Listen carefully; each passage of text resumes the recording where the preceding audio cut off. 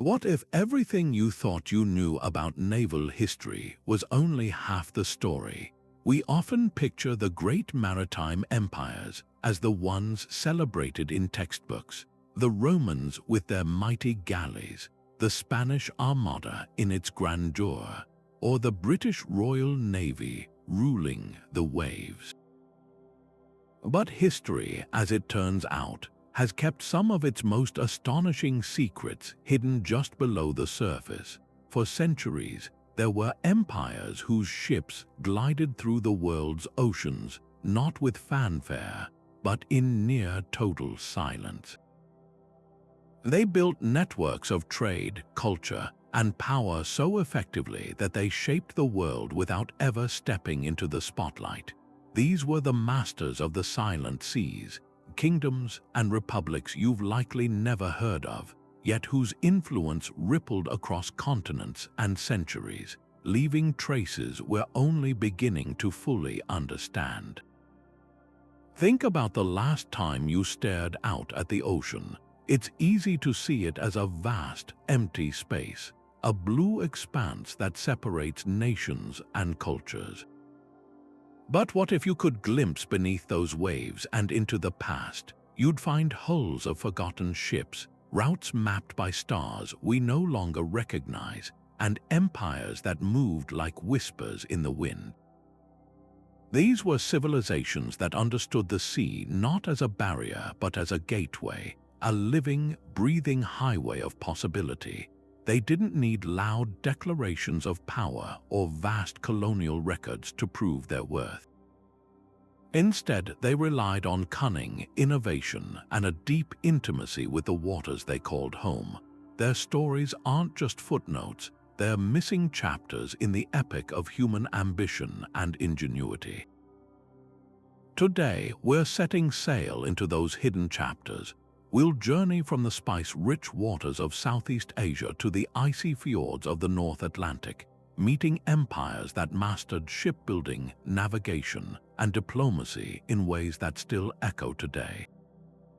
You'll discover how the Srivijaya kingdom controlled the world's most valuable trade choke points without leaving behind grand monuments, how the Chola dynasty of India launched naval campaigns that reached across oceans, and how the Phoenicians quietly spread the alphabet we use today along their trade routes. We'll explore their origins, their brilliant innovations, and the mysterious declines that eventually washed their names from common memory.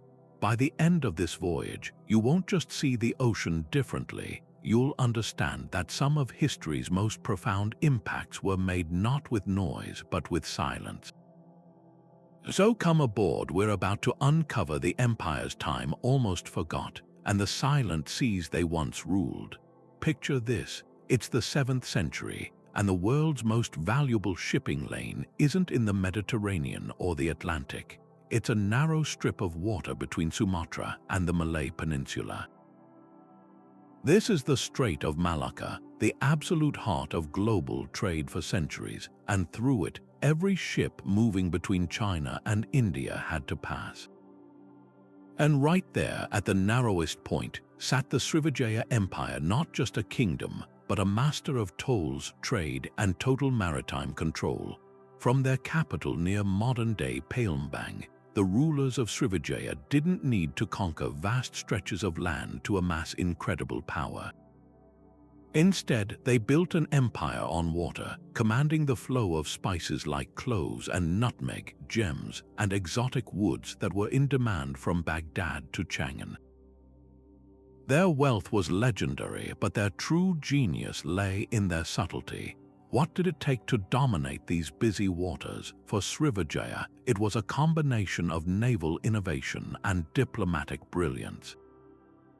Their ships, known as Kapal, were marvels of ancient engineering, built with double outriggers for stability and equipped with massive triangular sails. These vessels could handle both the monsoon winds of the open ocean and the tricky currents of the archipelago.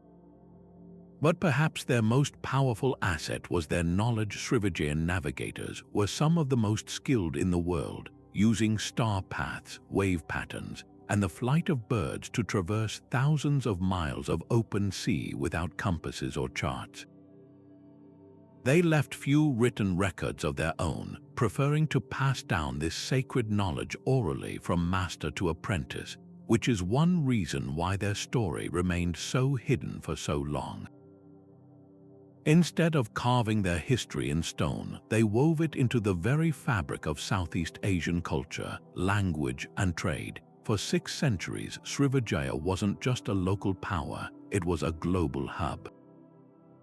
Imagine one of their bustling port cities where Chinese silk met Arabian perfumes and Indian textiles. Arab traders wrote of Srivijaya's king as a ruler who could command the loyalty of thousands of islands, and Chinese records describe lavish tributes sent to the Tang emperor, including exotic birds and rare incense. Recent archaeological finds have brought this golden age to life in stunning detail.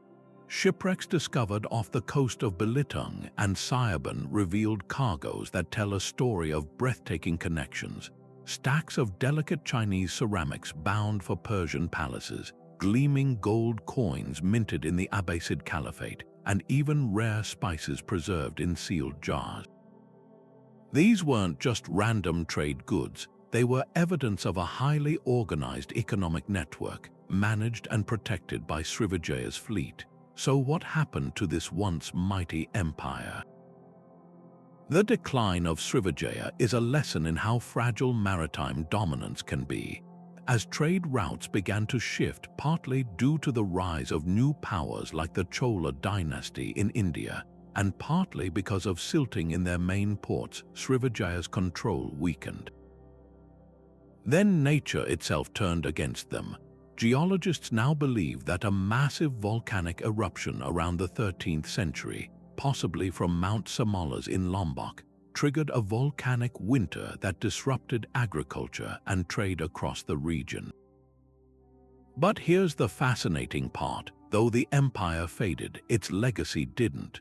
Many of the maritime laws and customs that Srivijaya developed, like the concept of free passage for merchant vessels in exchange for tolls, became precursors to modern international sea law. Their influence echoes in the Malay language, which served as the lingua franca of trade throughout the archipelago for centuries, and in the cultural blending that still defines Indonesia today. The empire may have vanished from maps, but it never truly left the currents of history. While Srivijaya mastered the art of subtle control, their dominance would not go entirely unchallenged. Far to the west, another empire was rising, one that would project its power across the ocean with an ambition and scale that was almost unprecedented for its time. This was the Chola dynasty, emerging from the fertile lands of the Tamil country in southern India. If Srivijaya was the silent tollkeeper of the seas, the Cholas were its undeniable masters of force, architects of a navy so formidable that it could launch military campaigns over thousands of miles of open water, reshaping the political and economic landscape of Asia. The heart of their maritime power lay in their legendary ships known as kapal. These were not mere trading vessels, they were floating fortresses.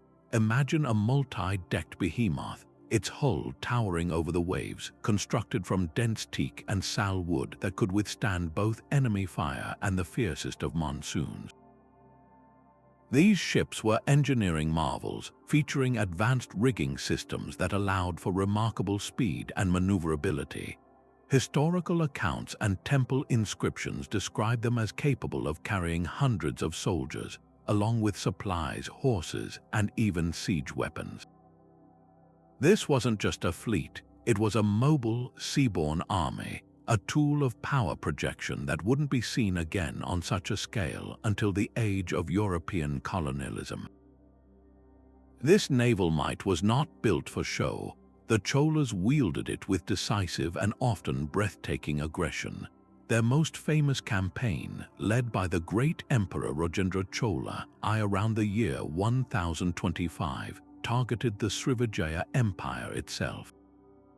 In a stunning demonstration of long-range naval power, the Chola Armada sailed across the Bay of Bengal, navigated the Strait of Malacca, and proceeded to systematically raid and sack key port cities like Kadaram, which was a vital Srivijayan stronghold.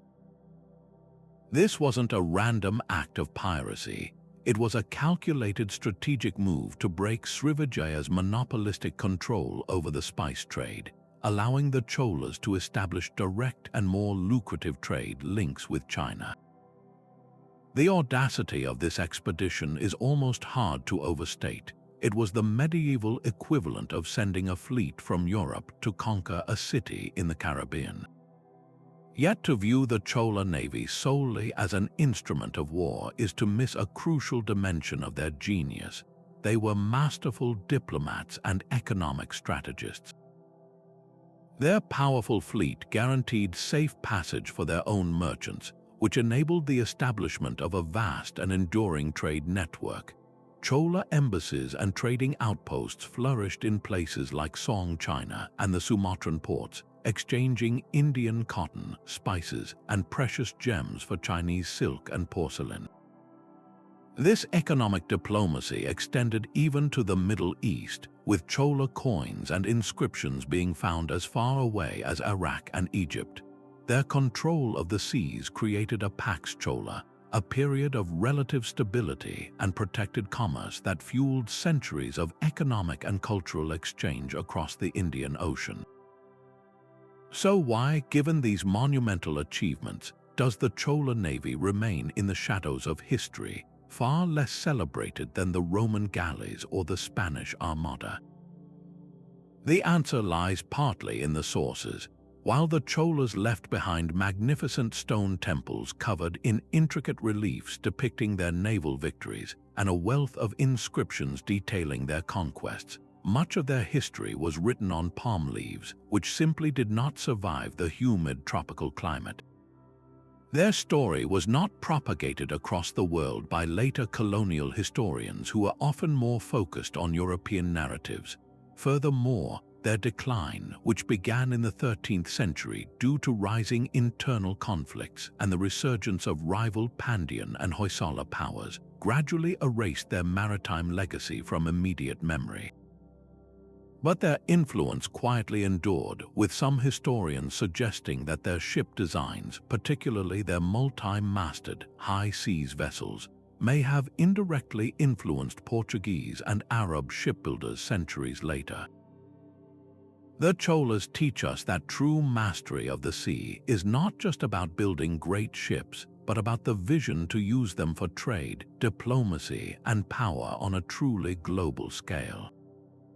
While the Cholas were projecting power across the Indian Ocean, another civilization far older had already perfected the art of silent maritime dominance in a different sea.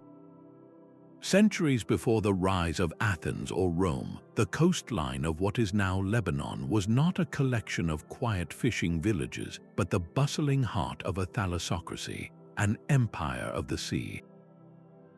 This was the world of the Phoenicians, a people who understood that true power on the water comes not from massive armies, but from unmatched speed, cunning, and an almost obsessive secrecy.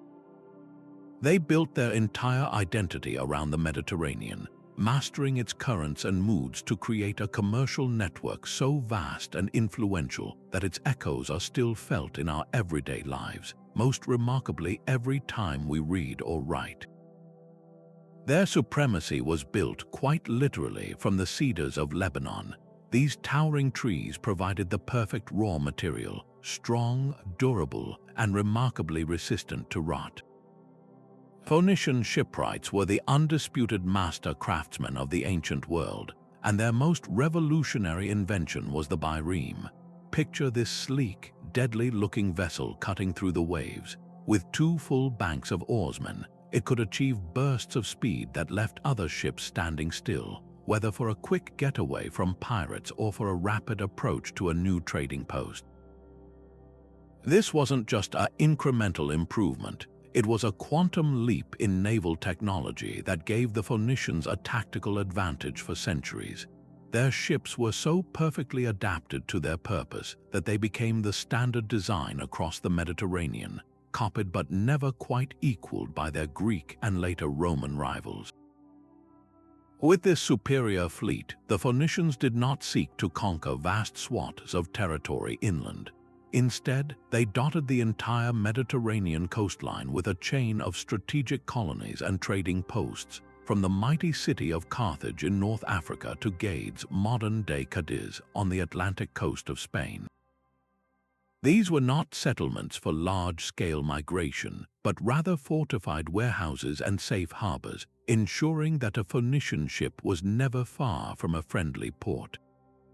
This network allowed them to control the flow of coveted goods, the legendary Tyrian purple dye, extracted from countless sea snails and worth more than its weight in gold, fragrant Lebanese cedarwood and incense, fine glassware, and most crucially, metals.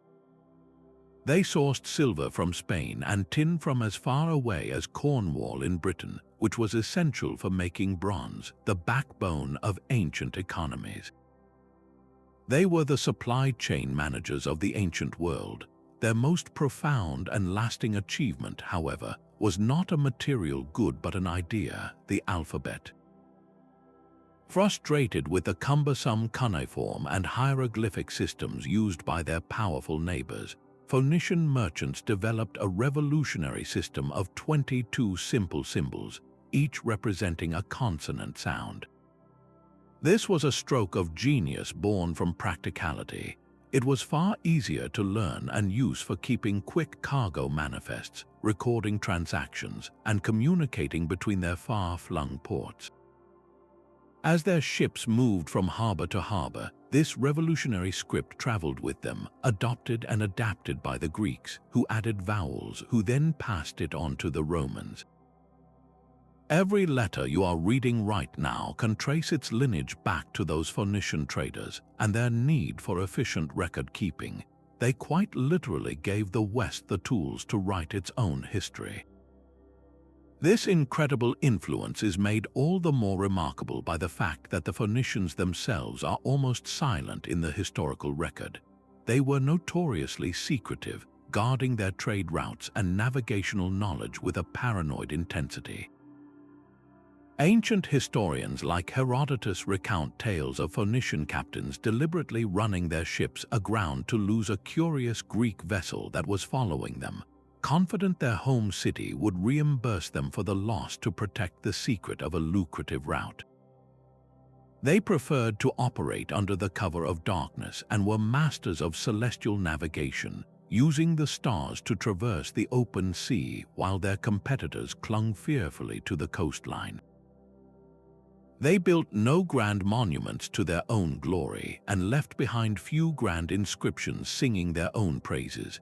Their records were on perishable papyrus, and their knowledge was passed down orally from captain to pilot, from father to son. This deliberate shadowiness means we often see them only through the eyes of their competitors and enemies, the Egyptians, Greeks, and Hebrews, who sometimes portrayed them as treacherous tricksters, a reputation that often accompanies those who are simply better at the game than everyone else. Their eventual absorption into the successive empires of the Assyrians, Babylonians, and Persians was a slow fading, not a dramatic collapse, but their legacy was already secure, carried forward most famously by their prodigious colony, Carthage, which would later rise to challenge Rome itself in a series of epic wars. The Phoenicians demonstrate that a civilization doesn't need to shout its greatness from the rooftops. Sometimes the most enduring impact is made in whispers, carried on the waves, and written in the letters we still use today. While the Chola and Phoenician empires demonstrated the power of naval force and commercial networks, another civilization in Southeast Asia perfected a different model of maritime dominance, one built not just on ships, but on a sophisticated blend of cultural influence, diplomatic acumen, and sheer economic magnetism. This was the Majapahit Empire, a Javanese powerhouse that, at its height in the 14th century, wove together a vast archipelago of diverse cultures into what historians often call a mandala, a circle of influence rather than a rigidly controlled territory. Imagine a realm where power flowed not from occupying land with armies, but from commanding allegiance through prestige, trade benefits, and a shared cultural identity. Majapahit's capital, located in eastern Java, was described by visitors as a magnificent city of red brick and grand ceremonies, a pulsating heart that sent its rhythm across thousands of islands through the veins of its mighty navy. The physical instrument of this influence was their legendary fleet centered on the colossal Jong. These were not mere boats, they were floating cities, immense ocean-going vessels that dwarfed anything being built in Europe at the same time. Constructed from thick tropical hardwoods using a unique iron fastening technique rather than dowels, these ships were incredibly robust. Historical accounts and archaeological evidence suggest the largest Jong could reach over 100 meters in length, with multiple decks and several masts carrying massive lug sails. They were capable of carrying 500 people, a mix of crew, soldiers, traders, and artisans, along with vast quantities of cargo like rice, pepper, gemstones, and fine textiles. To a coastal village seeing one of these behemoths appear on the horizon, it wasn't just a ship, it was a direct manifestation of Majapahit's overwhelming power and prosperity, a floating fortress and a mobile marketplace all in one. Our clearest window into this sophisticated empire comes from an incredible literary treasure, the Nagarakritagama, an epic poem written in 1365 by a Buddhist monk named Prapanka. This text is far more than just a piece of literature. It's a detailed administrative report and a philosophical justification of Majapahit's unique model of rule. It describes a vast network of nearly 100 tributary states, from Sumatra and the Malay Peninsula to parts of Borneo and the southern Philippines. These weren't conquered provinces but willing partners in a complex system of mutual benefit. Local rulers would send symbolic gifts, exotic birds, rare spices, valuable woods, to the Majapahit court as a gesture of respect and allegiance. In return, they received protection from Majapahit's navy, preferential access to its lucrative trade networks, and the immense prestige that came with being associated with the region's most powerful and culturally advanced civilization. It was a system of soft power that allowed Majapahit to control a maritime domain larger than many contemporary European kingdoms without the immense cost of permanent military occupation. This system was underpinned by a breathtaking cultural synthesis. The Majapahit court was a melting pot where Hinduism, Buddhism, and ancient indigenous animist traditions weren't just tolerated, they were actively blended into a new, cohesive whole. Shiva and Buddha were seen as complementary manifestations of the same divine principle, and this philosophical harmony was reflected in their art, architecture, and state ceremonies. This cultural fluidity became a powerful diplomatic tool, allowing Majapahit to engage on familiar terms with the Hindu kingdoms of Bali, the Buddhist cultures of Sumatra, and the animist societies of the eastern islands. This legacy is still profoundly alive today, especially in Bali, where the unique form of Hinduism is a direct descendant of the Majapahit syncretism, a living fossil of the empire's cultural reach. The empire's gradual fade into history was not the result of a single cataclysmic battle but a slow unraveling. Internal succession disputes in the 15th century weakened central authority at the very moment that new forces were rising.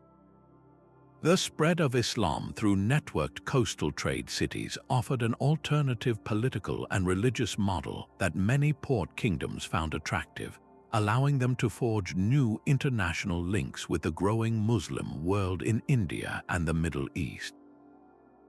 As these sultanates grew in power, they chipped away at Majapahit's tributary network. the economic gravity of the region slowly shifted away from Java's interior to the Muslim-controlled ports of the north coast. Yet, even in its decline, Majapahit's influence persisted. Its maritime codes and concepts of maritime sovereignty informed later sultanates and even European colonial administrations. The idea of Indonesia itself as a vast archipelago united by culture and history draws powerful symbolic strength from the memory of Majapahit as a precedent for unity. Its story was overshadowed not because it was unimportant, but because the European colonial powers that later wrote the history books preferred narratives that emphasized their own conquests, inadvertently burying the evidence of a sophisticated indigenous empire that had mastered the art of influence without invasion. Now, let's shift our gaze from the spice-scented waters of the Indian Ocean to the sun-drenched expanse of the Mediterranean, where a city built not on solid ground, but on a maze of muddy islands and treacherous lagoons, would defy all logic to become one of history's most enduring and formidable sea powers. When we think of Venice today, our minds often fill with images of serene gondolas gliding past Renaissance palaces and the masterpieces of Titian and Tintoretto. But this romantic veneer obscures a far more dramatic truth. For over 500 years, the Venetian Republic was not a peaceful city of artists, but a ruthless, innovative, and unparalleled maritime empire whose galleys ruled the Mediterranean waves with an iron will and a commercial cunning that reshaped the global economy. The foundation of this improbable dominance was, of course, its navy, and the crown jewel of its fleet was the legendary Gallia Grossa, or Great Galley. This vessel was a masterpiece of medieval engineering, a perfect fusion of form and function designed for one purpose: to move valuable goods across vast distances with maximum speed, security, and profit. Unlike the cramped or dependent warships of antiquity, the Great Galley was a hybrid vessel. It featured 2, and later 3, massive lateen sails that could harness the wind with incredible efficiency for long hauls, but it also retained banks of oars, allowing it to maneuver with deadly precision in and out of crowded harbors or during the dead calms of a Mediterranean summer. Its hull was designed for cargo capacity, not just for soldiers, with a deep hold that could be packed with silks, spices, and bullion. This combination of sail and oar, of merchantman and warship, gave Venice a logistical advantage that no rival could match for centuries. A fleet of these great galleys, organized into state-sponsored convoy routes called Mude, became the beating heart of European commerce, running like clockwork between Venice and ports in Alexandria, Beirut, Constantinople, and beyond. They were the container ships of their day, the dependable, armed freighters that made the Republic unimaginably wealthy, and that wealth was built on a single, intoxicating commodity: spice. In an age before refrigeration, spices like pepper, cinnamon, cloves, and nutmeg were not mere luxuries for the rich. They were essential for preserving and making palatable the monotonous winter diet of Europe. Whoever controlled the spice trade controlled the purse strings of a continent. Through a combination of ruthless negotiation, strategic naval power, and brilliant diplomacy, Venice secured a near-total monopoly on this traffic. They didn't conquer the lands where spices grew. Instead, they conquered the routes. They established a string of fortified ports and trading posts stazzini that stretched like a string of pearls across the eastern Mediterranean. From the great island of Crete to the strategic stronghold of Negropont and the port of Modon in Greece, these bases served as secure stepping stones, offering fresh water, repairs, and protection for Venetian convoys while denying safe harbor to their competitors, most notably the Republic of Genoa. This vast commercial network was governed by an administrative and legal system of breathtaking sophistication. The Venetian arsenal, the state-owned shipyard that was the engine of this maritime empire, was arguably the first assembly line in history. At its peak, it could produce a fully equipped and armed galley in a single day, a feat of industrial organization that stunned visitors and ensured Venetian naval supremacy. The city's rulers, the doges, were not absolute monarchs but elected officials answerable to a complex web of councils and committees designed to prevent any single family from seizing power. This stability allowed for the creation of a body of maritime law that was centuries ahead of its time, dealing with everything from maritime insurance and bills of lading to the rights of sailors and the responsibilities of captains. These legal frameworks became the bedrock of modern admiralty law, governing ocean commerce to this day. Venice proved that maritime power wasn't just about the strength of your ships, but the strength of your systems. Yet, even the most perfectly designed system is vulnerable to the tides of change.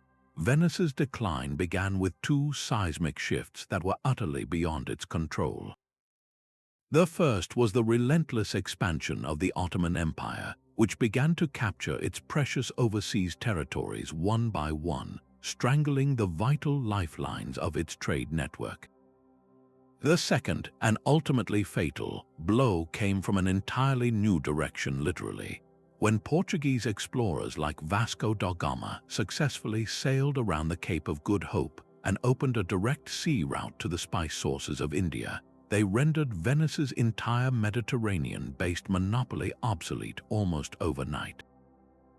Spices could now be shipped directly to Atlantic ports like Lisbon and Antwerp, bypassing the Venetian middlemen and their complex web of tariffs and treaties. The great galleys slowly rotted in their lagoons, and the flow of gold dwindled to a trickle, but the Republic's legacy was far from over. Its model of state-backed commercial enterprise, its advanced financial instruments, and its legal precedents for governing the sea would be studied and adopted by the very Atlantic powers that had usurped its place, providing the blueprint for the modern globalized world. Venice's story is the ultimate lesson in maritime power. It is never permanent, and it always belongs to the most adaptable. While European powers were busy carving up the world's oceans with their heavy, cannon-laden galleons, a very different kind of maritime empire was rising from the arid shores of the Arabian Peninsula, one that understood the Indian Ocean not as a battlefield to be conquered, but as a complex, living system to be mastered. From their strategic base in the fortified port of Muscat, the Omani Empire embarked on a remarkable journey in the 17th and 18th centuries, weaving a web of influence that stretched from the coasts of modern-day Iran and Pakistan, down to the Horn of Africa, and all the way to the island of Zanzibar. Their dominion wasn't built on massive armies or overwhelming firepower, but on the elegant, swift, and incredibly adaptable dhow, a vessel that became the ultimate symbol of their naval genius. The secret to the Omani dhow's success was its perfect harmony with the environment it sailed. These were not the deep-draft, cumbersome ships of the Europeans, which were often at the mercy of the Indian Ocean's intricate coral reefs, hidden sandbanks, and capricious monsoon winds. The Omani dhow, with its characteristically shallow draft, could glide effortlessly through waters that would be a death trap for a Portuguese carrack or an English East Indiaman. Its most defining feature, the lateen sail, a large triangular sail mounted on a long yard at an angle to the mast, was a masterpiece of aerodynamic efficiency.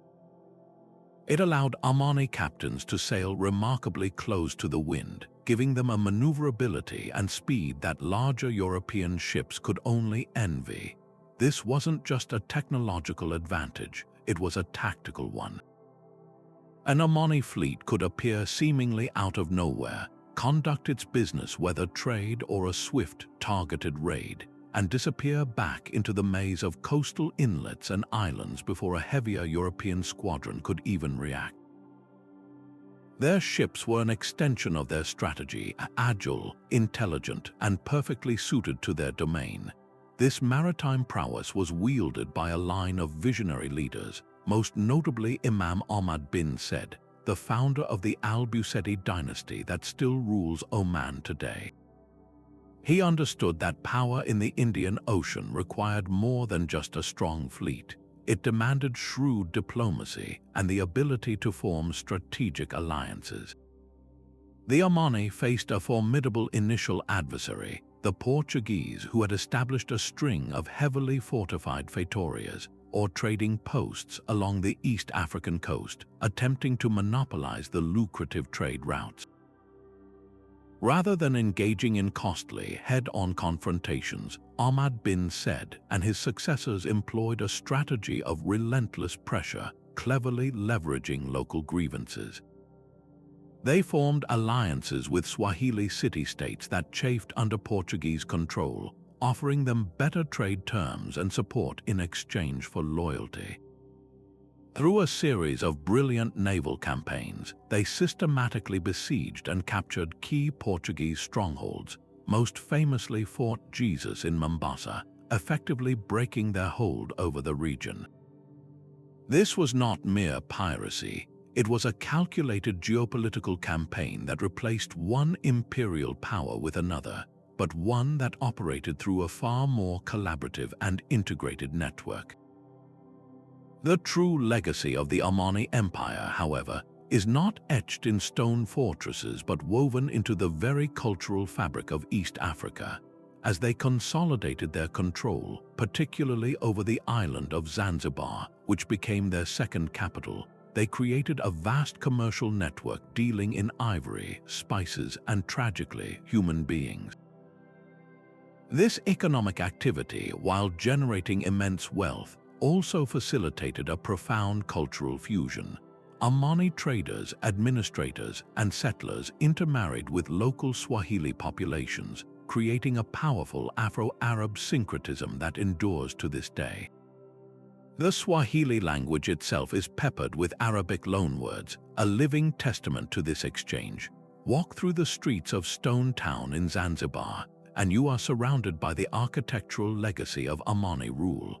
Ornately carved wooden doors, cool, shaded courtyards, and grand buildings that blend Arabic, Persian, Indian, and African styles into a unique and beautiful whole. They established clove plantations that made Zanzibar the Spice Island, and their legal and administrative systems, based on Islamic principles, left a lasting imprint on the region's governance. The empire's eventual decline was not a story of military defeat, but of shifting global currents that even their agile dhows could not navigate. The rise of British naval supremacy in the 19th century introduced a new kind of imperial power, one that operated on a global scale and enforced free trade agreements that were often anything but free. Through a combination of political pressure and superior force, the British gradually curtailed Omani influence, reducing their empire to a protectorate and effectively ending their independent maritime dominion. Yet, the story of the Omani Empire forces us to reconsider the very definition of naval power. It wasn't about the sheer number of guns or the size of the territory colored on a map.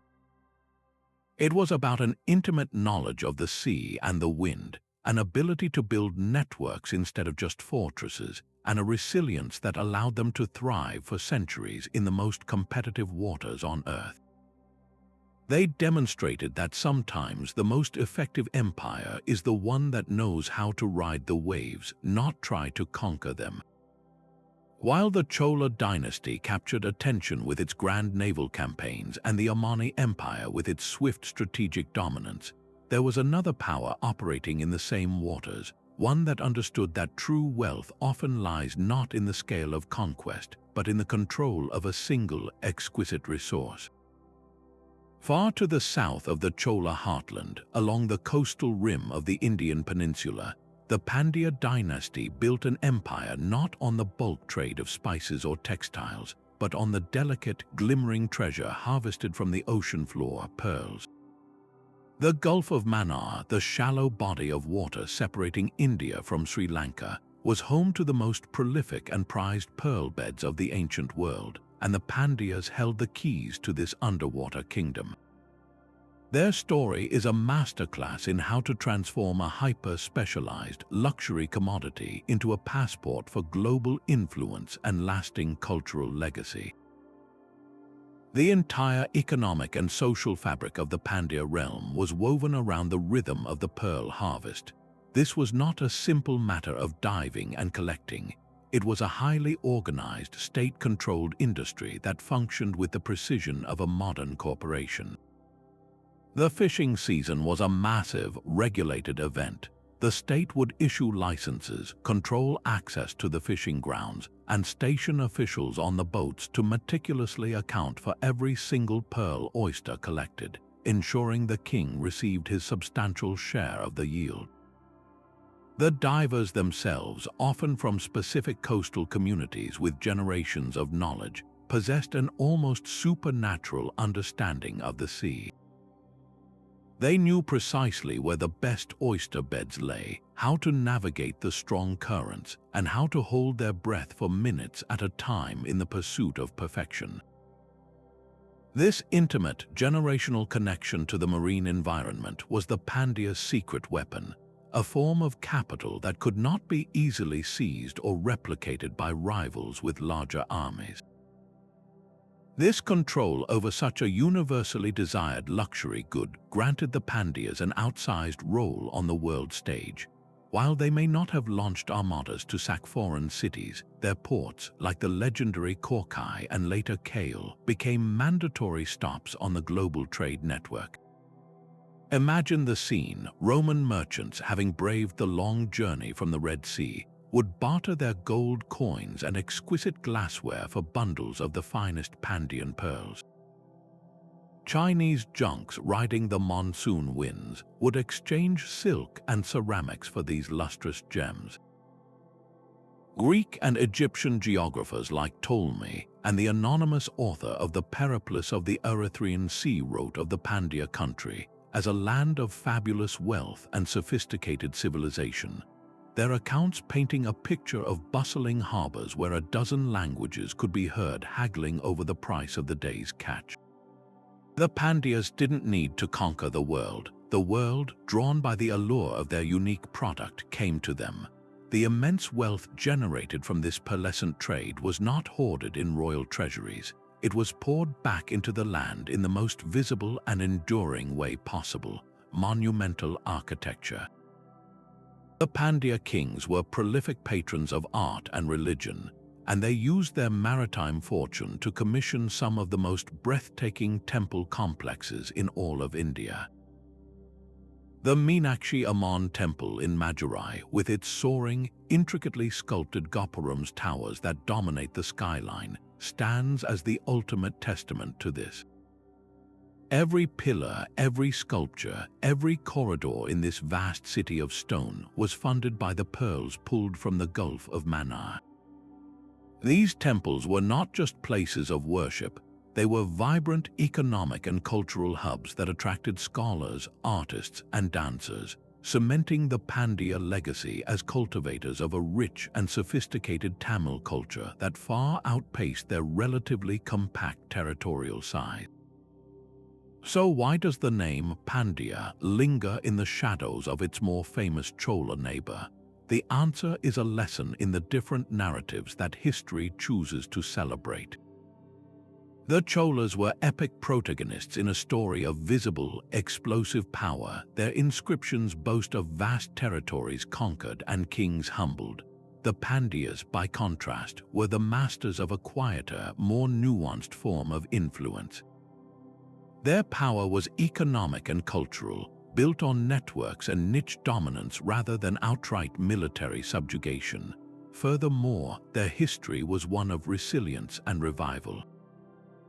They were often overshadowed by the Cholas during periods of Chola expansion, forced into submission, only to re-emerge as an independent power once Chola influence waned. This cyclical pattern, combined with the later invasions from the north that disrupted the entire political landscape of South India, meant their story was one of intermittent brilliance rather than a continuous, dominant narrative. Their greatest secret was that the most valuable treasure isn't always the one seized by force. Sometimes it's the one patiently cultivated from the silent depths, a lesson in sustainable power that resonates far beyond the ancient pearl fisheries. While the Pandyas drew the world's merchants to their pearl-rich shores, another kingdom on the opposite side of the Indian Ocean was actively sending its own ships out to meet them. High in the mountains of what is now northern Ethiopia, the kingdom of Axum presents a seeming paradox, a terrestrial power whose heart was in the highlands, yet whose soul was inextricably tied to the sea. From their commanding plateau, the Axumite kings looked down upon the Red Sea coast, controlling a string of ports that turned this African empire into a pivotal maritime hub, a vital link in a chain that connected the Mediterranean world with the distant markets of India and Ceylon. Their story forcefully shatters the persistent myth that pre-colonial Africa was a continent isolated from the major currents of global trade and innovation, revealing instead a sophisticated state that minted its own gold coins, built monumental obelisks, and dispatched fleets across the ocean. Axum's gateway to the world was the port of Adulis, a bustling harbor situated in present-day Eritrea. Described in vivid detail by the anonymous author of the Periplus of the Erythraean Sea in the 1st century, Adulis was more than just a dock. It was a cosmopolitan clearinghouse where cultures and commodities met. Here, the unique products of the African interior, gleaming ivory tusks, exotic animal skins, fragrant frankincense and myrrh, and most importantly, gold, were loaded onto ships bound for the Roman Empire. In return, Axumite merchants received fine Mediterranean wine, olive oil, intricate glassware, and manufactured goods from Alexandria and beyond. But the Axumites were not mere passive middlemen. Their own ships, likely sturdy vessels borrowing design elements from the Arab dhows and Indian crafts they encountered, ventured much further. They mastered the monsoon winds to sail across the Indian Ocean, establishing direct trade links with the ports of Western India and even Sri Lanka, bringing back spices, precious stones, and silk, thus cutting out several layers of intermediaries and maximizing their own profits. The most tangible evidence of this vast economic reach is found not in grand shipwrecks, but in something surprisingly small and enduring: coins. The Axumite kings operated one of the first sub-Saharan states to mint its own currency, and the spread of these coins is a map of their influence. Struck in gold, silver, and bronze, they bore the likeness of the reigning monarch and Christian crosses after the kingdom's conversion in the 4th century. These weren't just for local use, they were a statement of sovereignty and economic credibility designed for international trade. The discovery of Axumite coins in archaeological sites across the Middle East, India, and even as far afield as China is not a case of a few lost curiosities.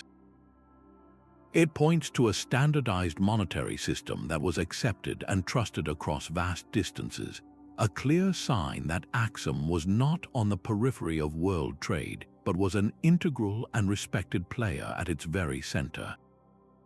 This maritime commercial success funded a period of incredible cultural and architectural flourishing inland. The wealth flowing through Adulis financed the construction of Axum's most iconic landmarks, the towering, intricately carved stone obelisks known as stelae. These massive structures, some standing over 100 feet tall, were engineering marvels that served as funerary markers for the elite, demonstrating a technical skill in stone working that still inspires awe today. Furthermore, Axum's early adoption of Christianity under King Azana in the 4th century created a powerful cultural and diplomatic bridge to the Byzantine Empire. forging an alliance that was as much about shared faith as it was about mutual commercial interest against their common Persian rivals. This fusion of African, Mediterranean, and Asian influences made Axum a unique and sophisticated crossroads civilization. The decline of this powerhouse, however, is a sobering lesson in how interconnected global systems can be vulnerable to remote shocks. A series of intertwined factors conspired to weaken Axum's grip. Environmental changes appear to have played a critical role. Some theories suggest that centuries of intensive agriculture to support a growing population led to deforestation and soil erosion, gradually undermining the agricultural base of the highland economy. Then came a seismic shift in global politics, the rapid rise of Islam in the 7th century.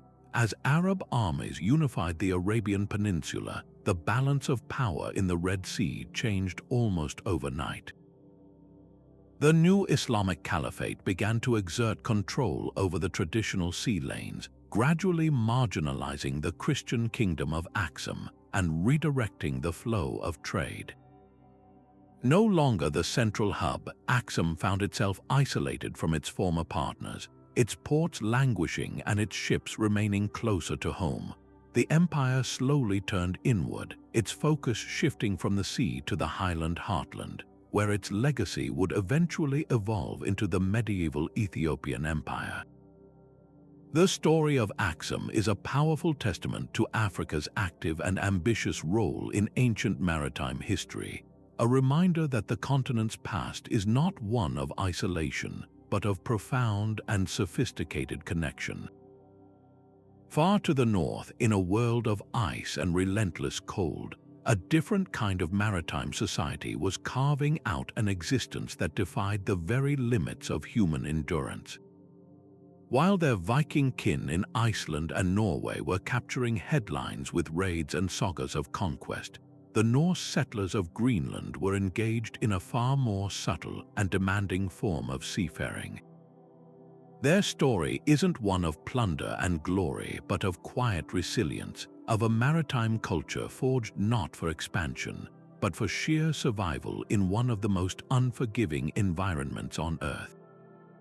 Their vessel of choice was the Nar, the workhorse of the Viking world. Unlike the sleek, dragon-headed longships designed for speed and raiding, the Nar was broader, deeper, and sturdier, built with overlapping clinker-built planks that gave its hull a flexibility crucial for navigating the ice-choked fjords of the North Atlantic. Driven by a single, large square sail, these ships were cargo carriers designed to transport families, their livestock, and all their worldly possessions across hundreds of miles of open, often violent ocean. The entire Greenland Norse economy floated on the value of two specific commodities, walrus ivory and furs. In the courts and cathedral workshops of medieval Europe, walrus ivory was a prized material, carved into exquisite religious objects, chess pieces, and luxury items for the elite. Greenland had a near monopoly on its supply, their hunting expeditions venturing far into the treacherous northern hunting grounds known as the Norðursetur were feats of incredible maritime skill and bravery. Men would sail for weeks in small, open boats, harpooning walruses from the ice floes and processing the valuable tusks on the spot. This white gold was their economic lifeline, traded along with thick Arctic fox and bear furs for the things they couldn't produce themselves: iron, timber for building and repair, and precious grains for bread. A single tusk could buy a considerable amount of imported goods, making these hunts worth the immense risk. This specialized trade network connected their remote settlements to the heart of Europe. Every few years, a ship would arrive from Norway or Iceland, its hold filled with vital supplies, and depart laden with sacks of ivory and bales of furs. The Greenlanders became essential, if distant, cogs in the vast machine of medieval commerce. Their maritime prowess didn't stop at trade, however. The sagas, particularly the saga of the Greenlanders and the saga of Eric the Red, tell of voyages even further west. Around the year 1000, Leif Erikson famously sailed from Greenland to a land he called Vinland, now understood to be part of Newfoundland, Canada. Archaeological proof of this was stunningly uncovered at Elant's Ox Meadows, a Norse settlement dating to that exact period. This wasn't a failed colonization attempt, it was an extension of their resource-seeking strategy. They were scouting for valuable timber and other resources, pushing the boundaries of the known world centuries before Columbus. For over 400 years, the eastern and western settlements of Greenland thrived, a testament to their profound adaptation. They built stone churches, raised livestock on marginal land, and developed sophisticated techniques for hunting seal and caribou. They learned to read the Arctic environment with an intimacy we can scarcely imagine, their lives dictated by the freeze and thaw of the sea ice, the migration patterns of seals, and the brief, intense summer. Theirs was a maritime existence in its purest form. The sea was not just a highway for trade, but their primary source of food, their connection to the world, and their greatest adversary. Their gradual disappearance remains one of history's most compelling mysteries. A cooling climate during the Little Ice Age certainly made their already marginal farming even more difficult and shortened the crucial sailing seasons. Growing isolation from Europe as the trade routes became less profitable and more dangerous cut them off from vital supplies and technological updates. Some may have assimilated with the incoming Thule culture, the ancestors of the modern Inuit, while others may have simply sailed away. Their fate wasn't a single catastrophe, but a slow fading, a culmination of environmental pressure, economic irrelevance, and cultural isolation. We remember the Vikings for their loud arrival, but we should remember the Greenland Norse for their quiet, 400-year-long act of incredible maritime endurance, a whisper of civilization that finally succumbed to the Arctic's immense silence. Now let's sail south from the Arabian Peninsula, down the coast of East Africa, to a world where the very concept of a city-state was redefined not by walls and armies, but by cultural fluidity and commercial brilliance. Here, from roughly the 9th to the 15th centuries, a string of independent urban centers, Kilwa, Mombasa, Zanzibar, and dozens of others, created one of history's most fascinating and resilient maritime networks. This was the Swahili coast, a dazzling, cosmopolitan corridor where African resources met Asian and Middle Eastern demand, giving rise to a unique civilization whose legacy is written not in conquests, but in language, stone, and a shared identity that transcends continents. The engine of this entire system was a vessel so perfectly adapted to its environment that its basic design remains largely unchanged to this day, the dhow.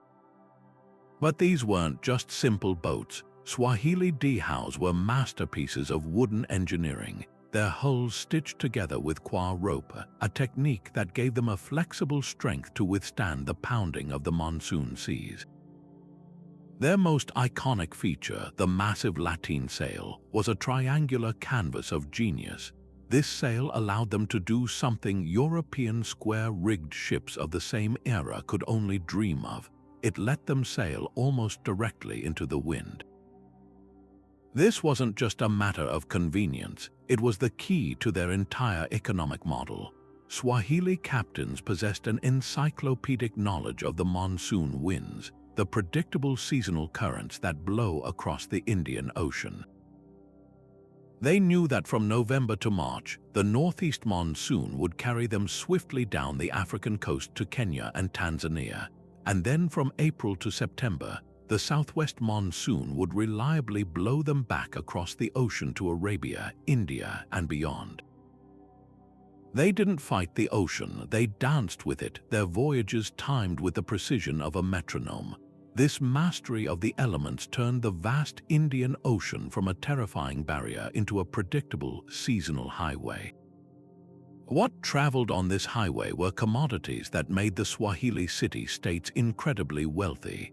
From the African interior, caravans organized by local African partners brought gold from the great kingdoms of Zimbabwe, gleaming ivory tusks, and sadly, human beings caught in the slave trade.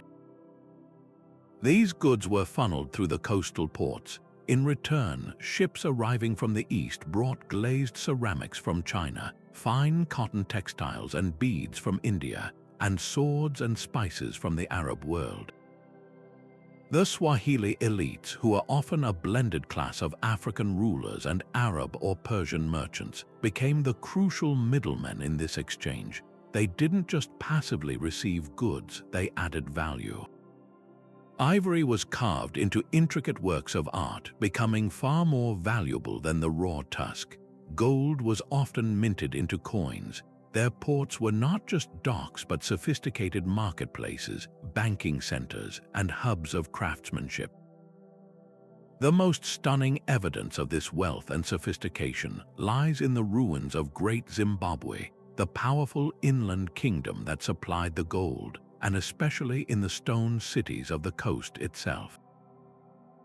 The greatest of these was Kilwa Kisiwani. Visiting this island city at its height in the 13th or 14th century would have been an astonishing experience.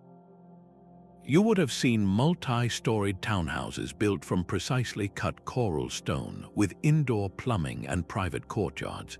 The centerpiece was the Great Mosque, one of the largest in sub-Saharan Africa, and the breathtaking Husuni Kubwa Palace, a vast complex with over 100 rooms, a swimming pool, and a grand octagonal bathing pavilion. This was not some remote outpost. It was a vibrant, urban center that would have felt familiar and impressive to a merchant from Cairo or Gujarat. The architecture itself tells the story of cultural fusion. The layout was distinctly African, using coral rag and mortar, but the decorative elements, the intricate geometric designs, the arched niches reflected Islamic influences from across the ocean. This gets to the very heart of the Swahili miracle, the creation of a completely new identity.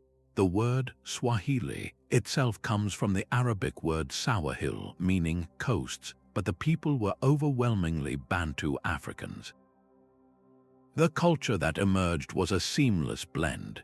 They adopted Islam, which facilitated trade with the Muslim world and provided a common legal and ethical framework, but they blended it with deeply rooted African spiritual beliefs and social structures. The language that developed, Kiswahili, is a beautiful linguistic tapestry.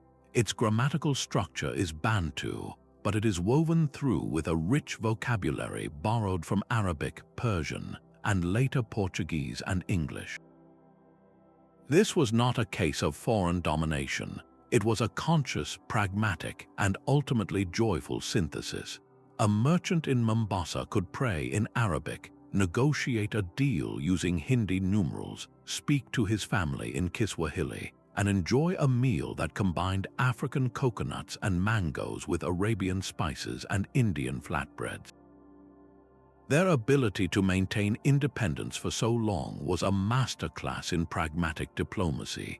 These were not a unified empire but a network of fiercely independent rivals. They competed with each other for trade, yet they also understood the power of cooperation. When faced with an external threat, they could form alliances. Their greatest strength was their economic indispensability. They were the only reliable source for the gold and ivory that the wider world craved. An Arabian sultan or an Indian prince might have possessed a larger army, but he needed the cooperation of the Swahili merchants to access the wealth of the African interior. This gave the city-states a surprising degree of leverage. They navigated the complex politics of the Indian Ocean not with brute force, but with commercial acumen and cultural intelligence, creating a stable system that flourished for centuries.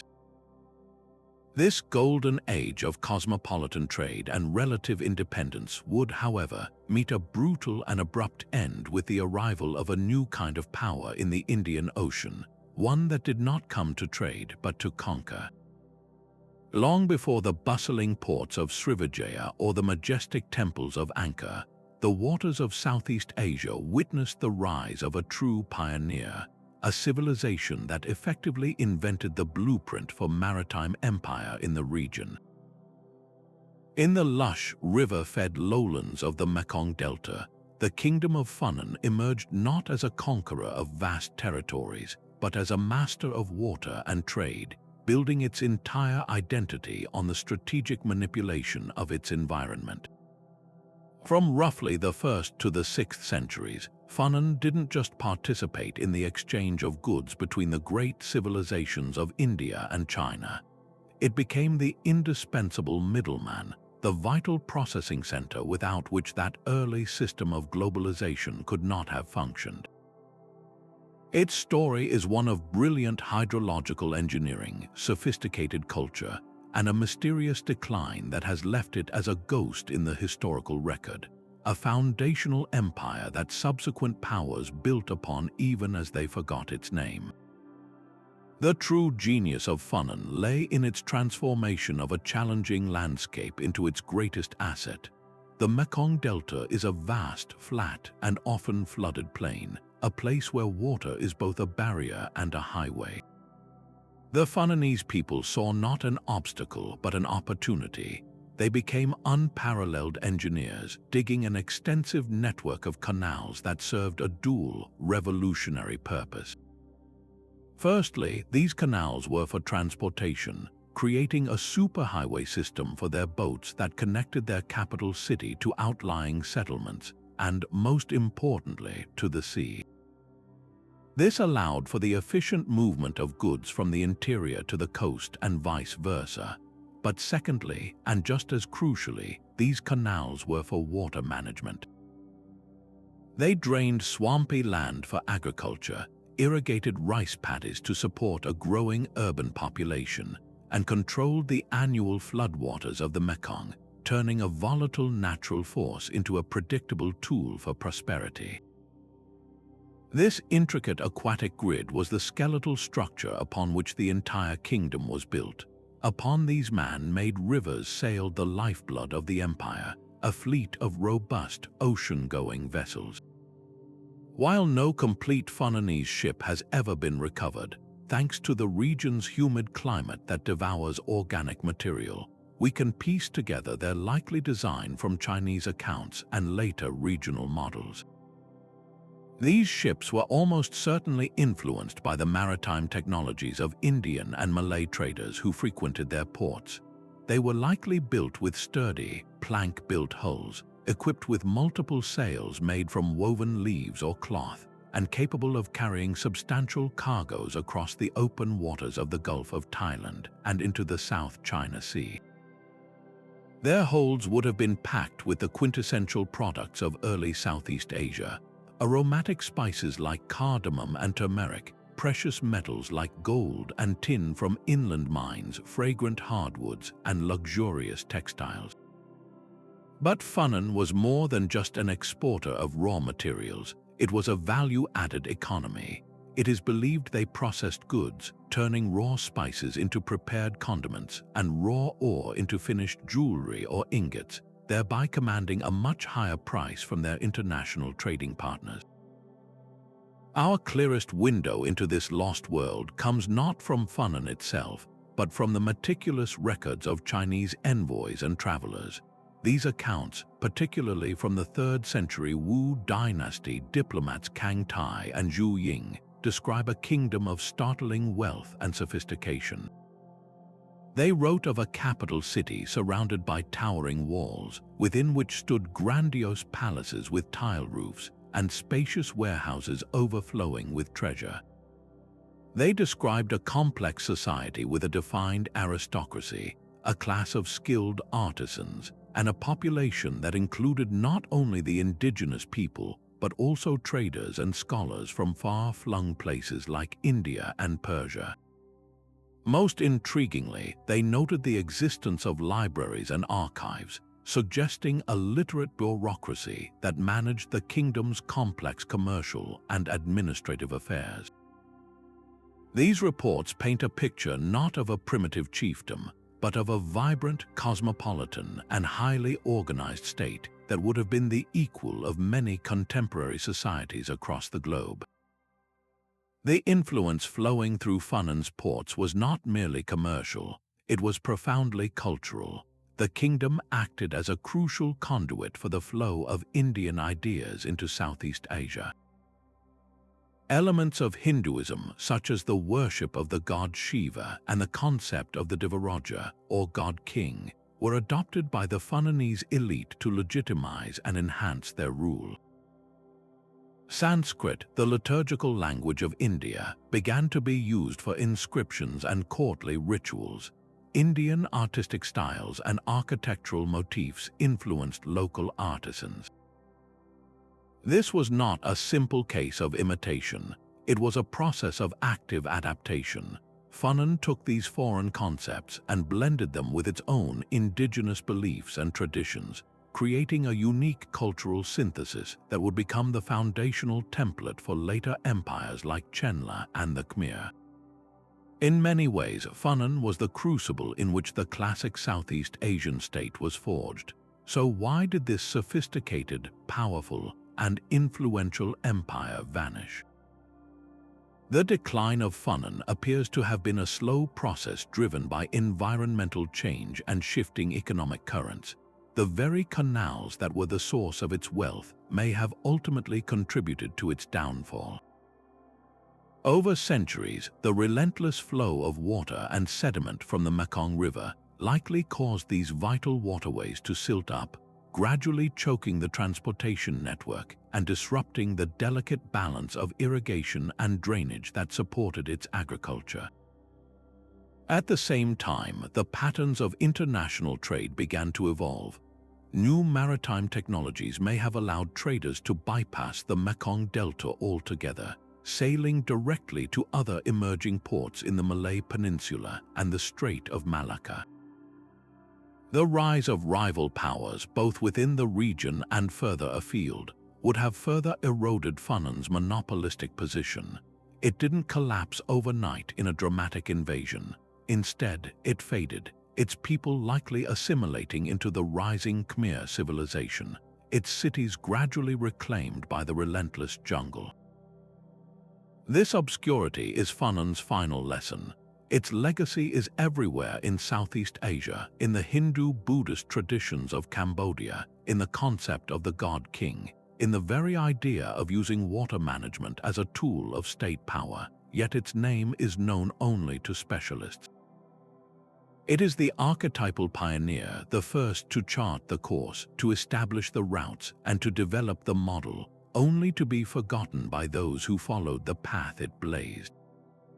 Its story reminds us that history's ledger is not always fair, and that the foundations of our world were often laid by civilizations whose memory has been washed away by the very currents of time they once sought to master. While the Swahili city-states thrived on the fusion of cultures across the Indian Ocean, a very different kind of power was taking shape in the cold, gray waters of northern Europe, one built not on spices or gold, but on the sturdy, practical goods that fueled a continent. Imagine a world without a centralized government, without a standing army, and without a single ruler.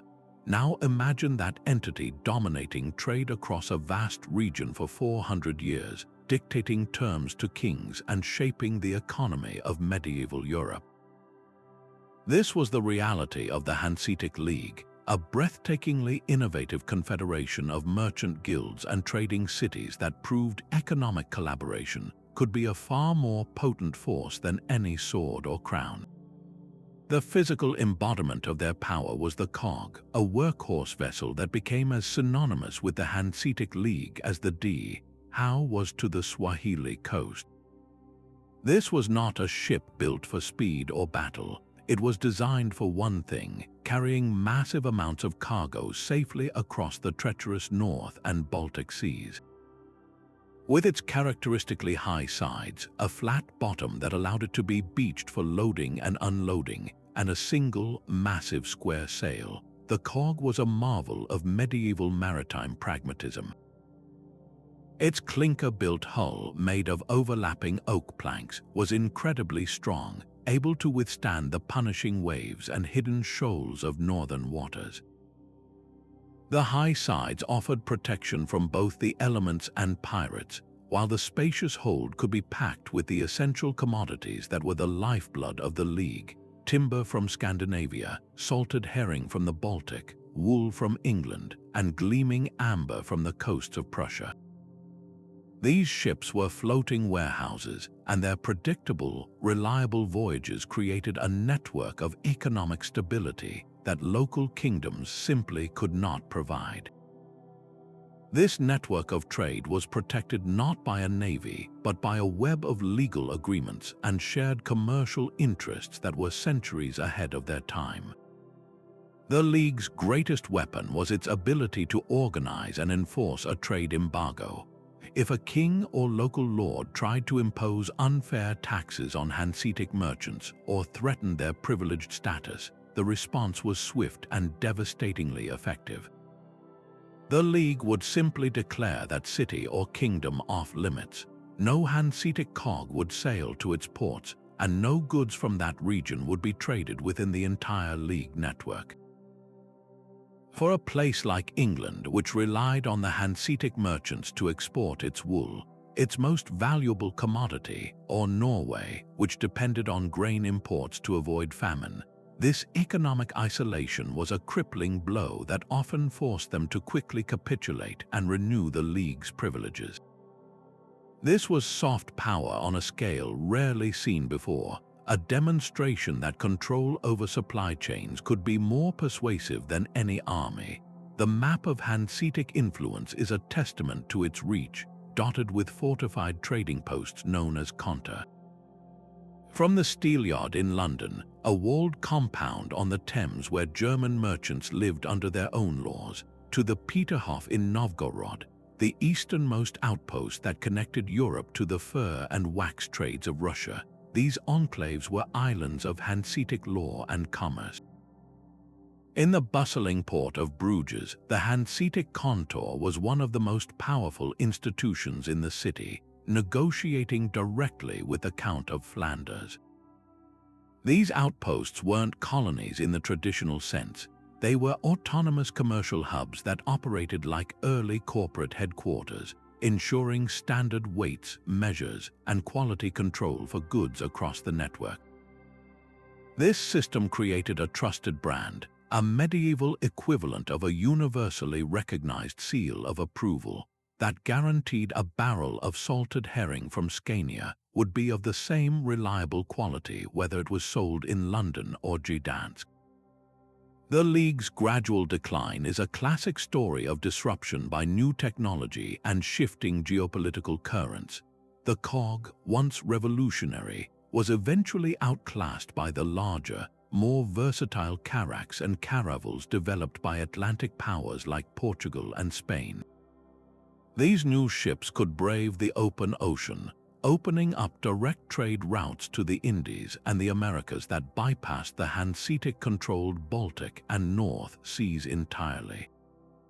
Perhaps more importantly, the rise of strong, centralized nation-states like England, Sweden, and the Netherlands meant that the League could no longer bully local lords. These new states had their own naval power and their own ambitious merchant classes. They saw the Hanseatic League's special privileges not as a benefit, but as an obstacle to their own economic sovereignty. One by one, the conta were closed and the League's monopolies were broken. Yet, to say the Hanseatic League simply faded away is to miss its profound and lasting legacy.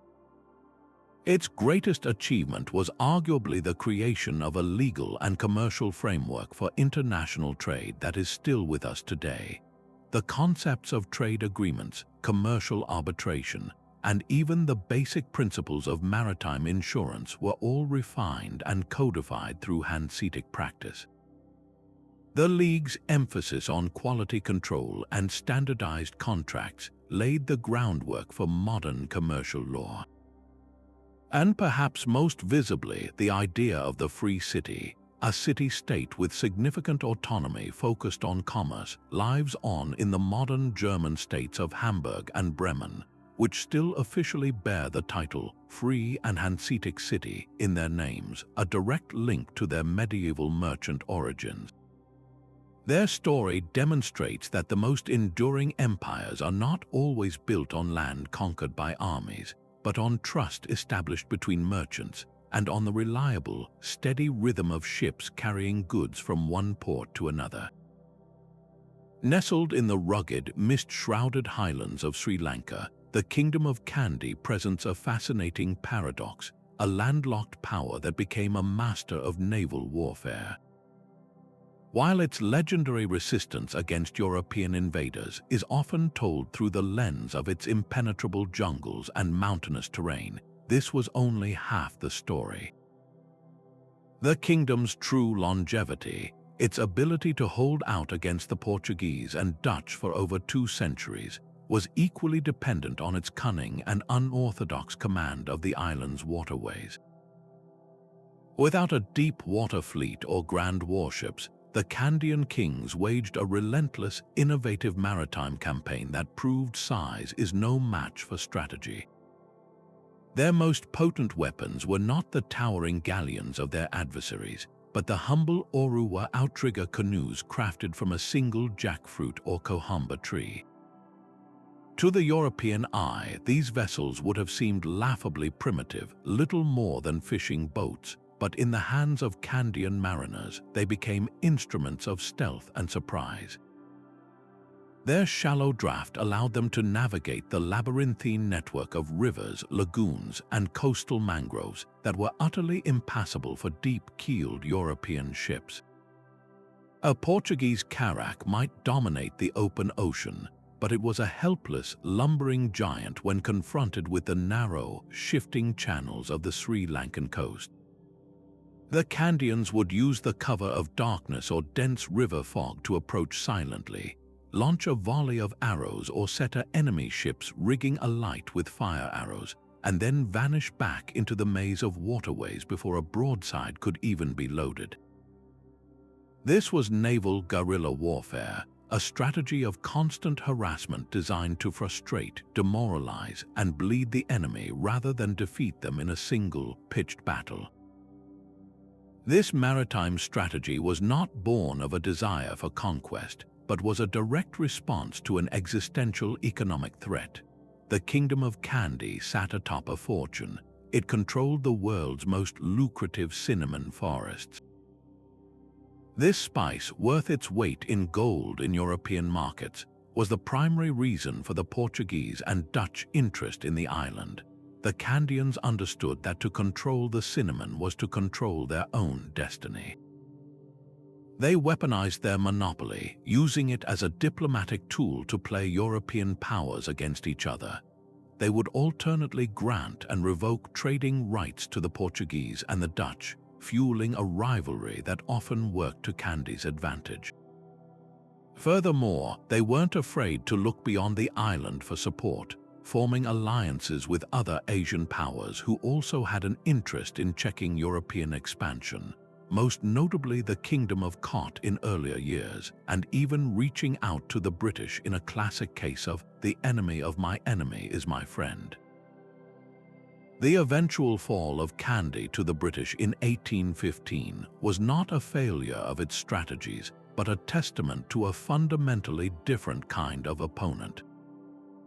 The British, learning from the failures of the Portuguese and Dutch, employed a strategy of total warfare, systematically conquering the lowlands to completely isolate the Highland Kingdom and sever its access to any coastal support. They also skillfully exploited internal political divisions within the Kandyan court, turning nobles against the king. Yet the spirit of Kandyan resistance did not die. Its strategies of asymmetric warfare, intimate knowledge of the terrain, and the use of guerrilla tactics became a blueprint for later anti-colonial movements across the globe. The kingdom's naval history has been largely ignored because it doesn't fit the traditional Eurocentric narrative of naval power, which prioritizes grand fleets and open sea battles. The story of Kandy is far more subtle, a powerful lesson that true strength at sea can sometimes be measured not in the number of cannons, but in the depth of one's knowledge and the brilliance of one's cunning. While the mighty Venetian Republic and the sprawling Ottoman Empire clashed for dominance over the Mediterranean, a tiny, brilliant city-state was quietly mastering the art of survival by playing the two giants against each other with breathtaking finesse. Nestled on the Dalmatian coast behind massive stone walls that still stand today, the Republic of Ragusa, now known as Dubrovnik, proved that you don't need a vast territory or a massive fleet to become a maritime powerhouse. For 5 incredible centuries, this miniature republic wielded an influence that far outstripped its size, becoming a crucial economic bridge between East and West, and pioneering concepts of commerce and diplomacy that feel remarkably modern even today. The foundation of Ragusa's success was its legendary fleet of argosy vessels. These weren't the fearsome war galleys of Venice. They were something far more valuable in the long run, the reliable freighters of their day. Built for capacity and speed rather than combat, these sleek ships were the workhorses of Mediterranean trade. Their design was a marvel of maritime efficiency, with a deep hull to carry immense loads and a sophisticated sail plan that allowed them to outrun both pirates and bad weather. Their holds were regularly packed with silver mined from the Balkans, high-quality wool from the Italian hinterlands, and perhaps most importantly, vast quantities of salt harvested from local pans, a precious commodity used for preserving food long before refrigeration. The reputation of an argosy captain for delivering his cargo on time and intact was the city's most valuable brand, a symbol of trust in an unpredictable world. This reliability made Ragusan ships the preferred carriers for merchants from Seville to Alexandria, creating a web of commercial relationships that granted the tiny republic immense soft power. But ships alone were not enough to navigate the treacherous political waters of the 16th and 17th centuries. Sandwiched between the voracious Ottoman Empire to the east and the ambitious Venetian Republic to the west, Ragusa faced an existential dilemma on a daily basis. Their solution was a foreign policy of calculated and scrupulous neutrality that would make a modern Swiss diplomat proud. They paid an annual tribute to the Ottoman Sultan, not as an act of submission, but as a shrewd investment in protection money.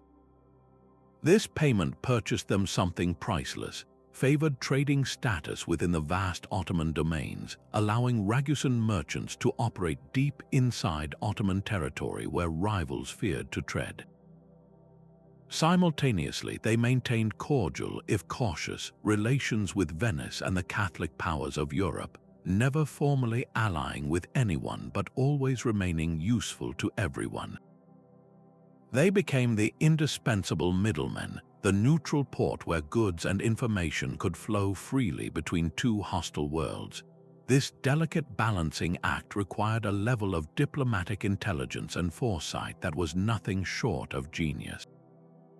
This intelligence was not guesswork, it was institutionalized. The Ragusan government operated one of the most sophisticated intelligence networks of the early modern period.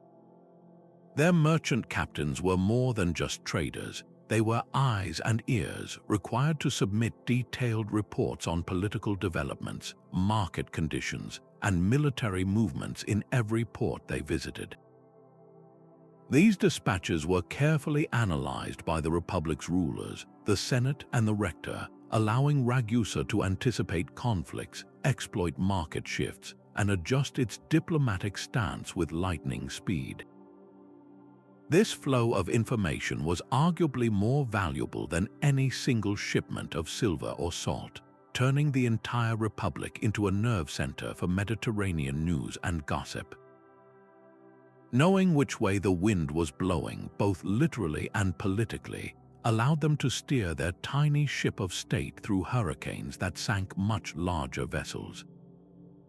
Perhaps Ragusa's most enduring legacy, however, is not found in its diplomacy or its ships, but in its legal codes. Confronted with the immense risks of maritime trade, ships lost to storms, pirates, or simple misadventure, Ragusan jurists developed groundbreaking solutions.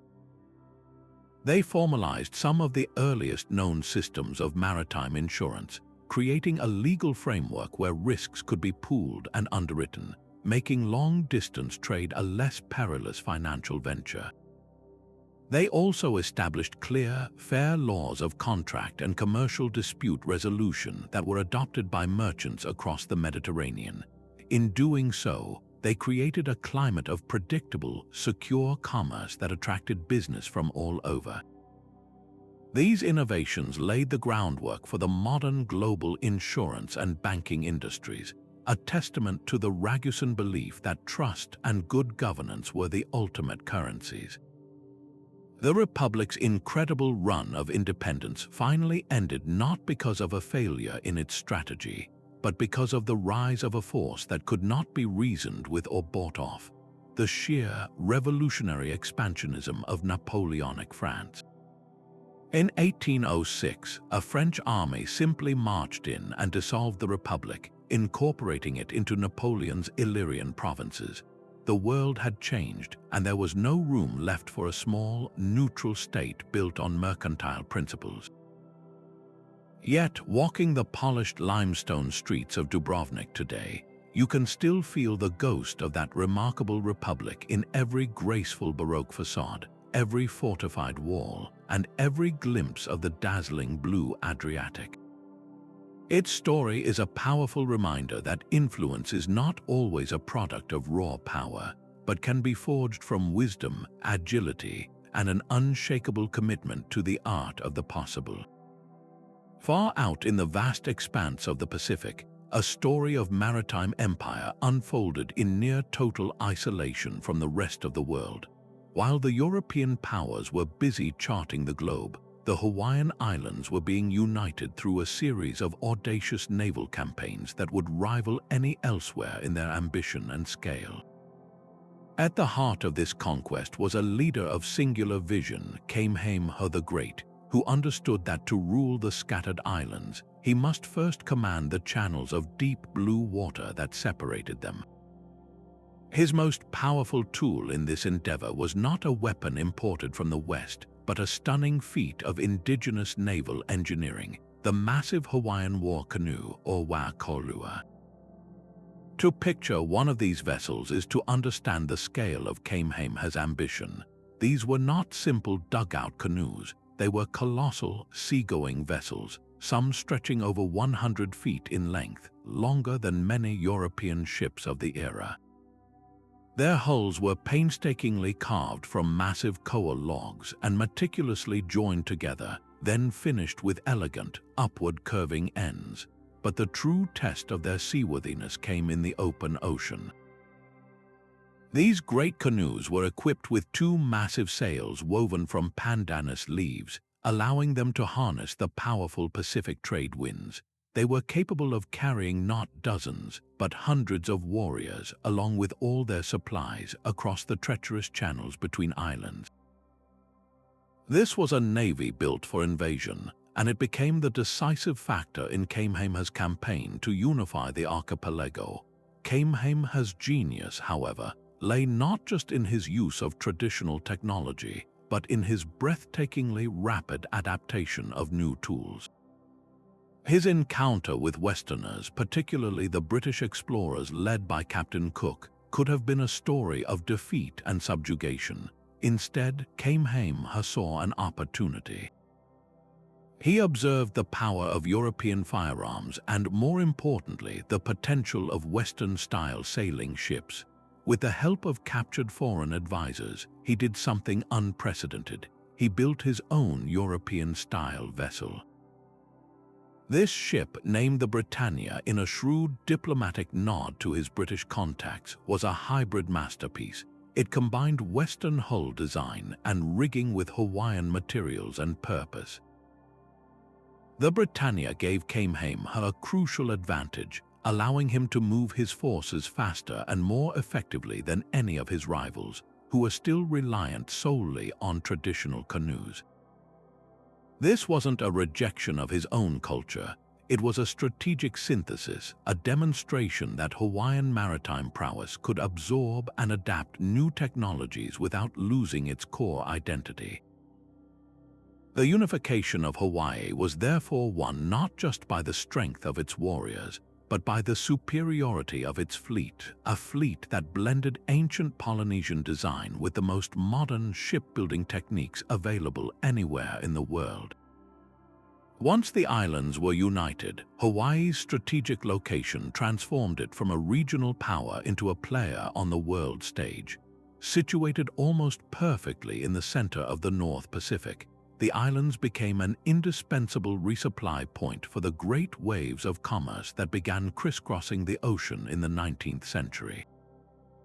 The kingdom's leaders, descendants of Kamehameha, now faced a new challenge, navigating the treacherous waters of international diplomacy. Whaling ships from New England, merchants trading in sandalwood and sea cucumber, and eventually missionaries from America and Europe all arrived with their own agendas. The Hawaiian monarchy proved to be masters of balance of power politics. They granted trading concessions to different foreign interests, skillfully playing the Americans off against the British and the French. They adopted Western dress and Christianity, not out of submission, but as a calculated move to secure their sovereignty and be recognized as a modern, legitimate nation-state by the great powers.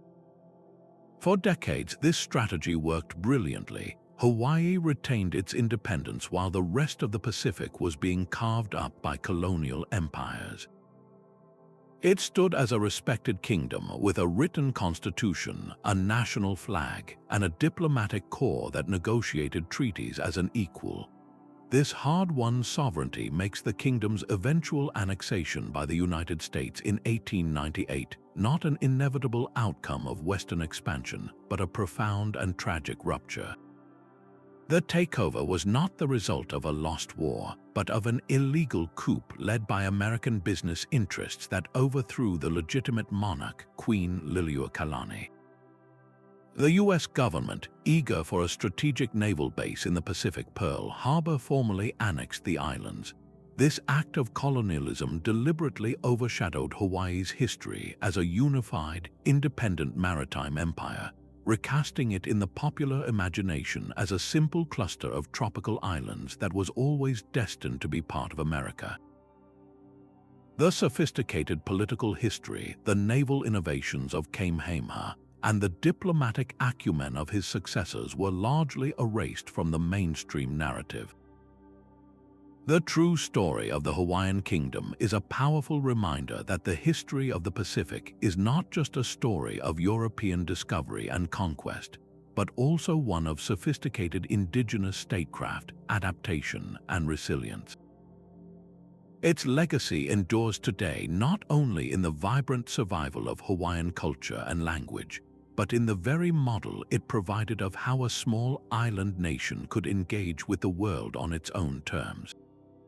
Yet while the Hawaiian kingdom used diplomacy to maintain its hard-won unity, another island power half a world away employed a far more fluid and controversial strategy to defend its sovereignty. In the turquoise waters of the Sulu archipelago, a chain of islands strung between the Philippines and Borneo, the Sultanate of Sulu mastered a form of maritime power that defies easy categorization. For over 4 centuries, they ruled a decentralized domain that European maps never accurately captured, an empire built not on fixed borders, but on control of the waterways, and they did it with a fleet of some of the most agile vessels ever to sail the Southeast Asian seas. Their primary weapon was the prahu, a ship that was the absolute antithesis of the European galleon. Where Spanish and Portuguese ships were towering, heavy, and reliant on cannon, the Sulu prahu was long, low, and lightning fast.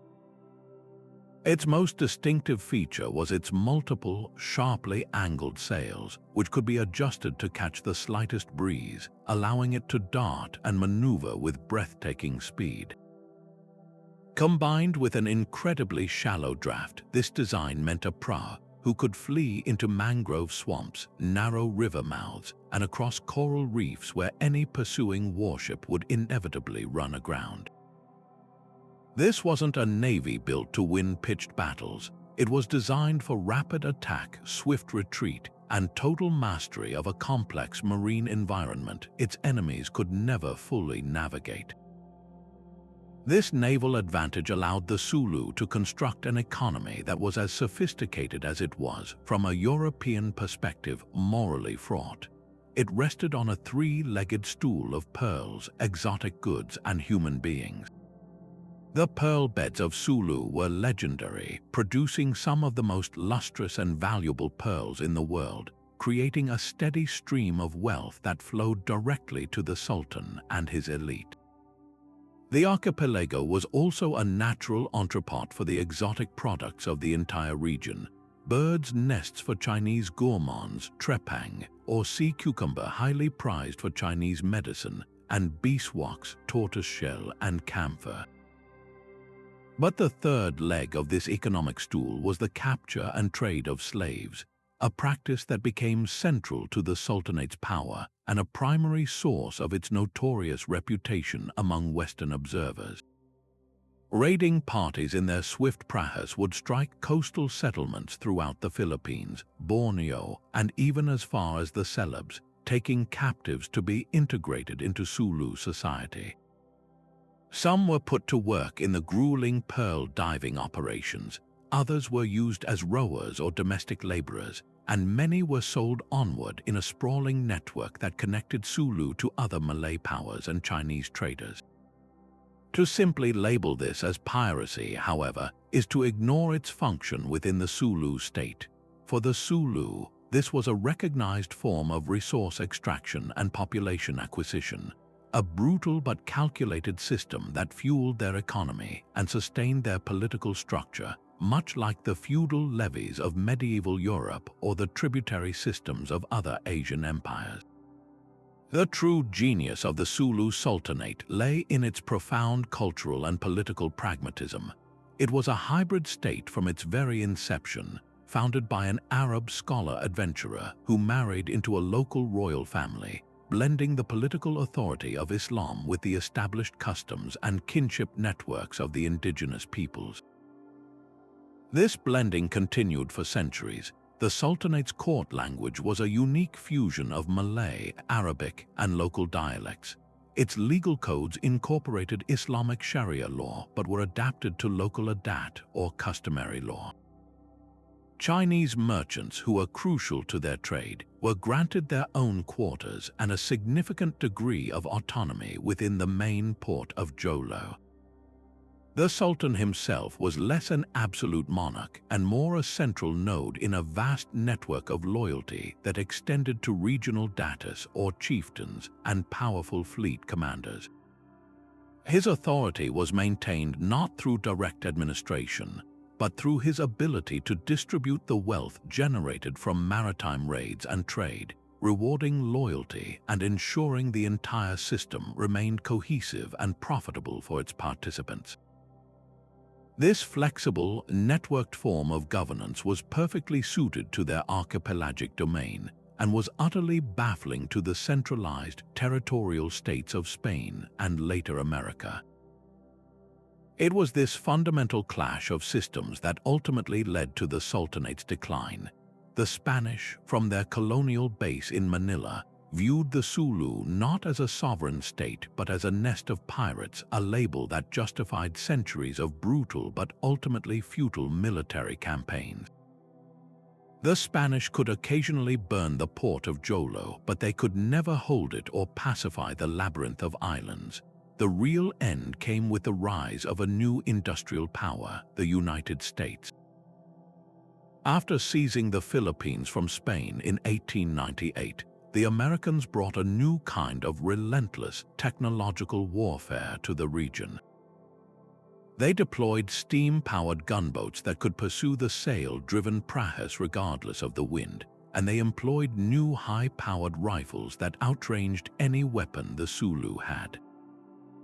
In a series of bloody campaigns, most notably the Moro Crater Massacre in 1906, American forces systematically broke the military power of the Sultanate, imposing a colonial administration that had no understanding or respect for its complex, centuries-old political structure. The story of the Sulu Sultanate forces us to ask a difficult question: who gets to define what constitutes a state versus what constitutes piracy? For the Sulu, their maritime raids were a legitimate tool of statecraft, an essential part of a sophisticated economic and political system that successfully resisted colonization for over 400 years. Their history is a powerful testament to the fact that power at sea can take many forms, and the line between a pirate and a pioneer is often drawn not by actions, but by the pens of the eventual victors. Long before the Parthenon graced the Athenian skyline and centuries prior to the rise of Roman galleys, a truly unique civilization emerged from the island of Crete that would fundamentally reshape the ancient world. The Minoans, named for their mythical king Minos, did not build their empire on the conquest of vast territories, but on an intimate and masterful relationship with the sea. Their sophisticated ships became the engines of Europe's first thalassocracy, a maritime realm whose influence pulsed across the entire Mediterranean basin. From the fertile Nile delta to the rugged shores of Sicily, and possibly even beyond the Pillars of Hercules into the Atlantic, Minoan vessels carried more than just goods. They transported ideas, art, and technologies, weaving a web of cultural exchange that would lay the very groundwork for Western civilization as we know it. We can vividly picture these revolutionary ships thanks to the stunning art the Minoans left behind.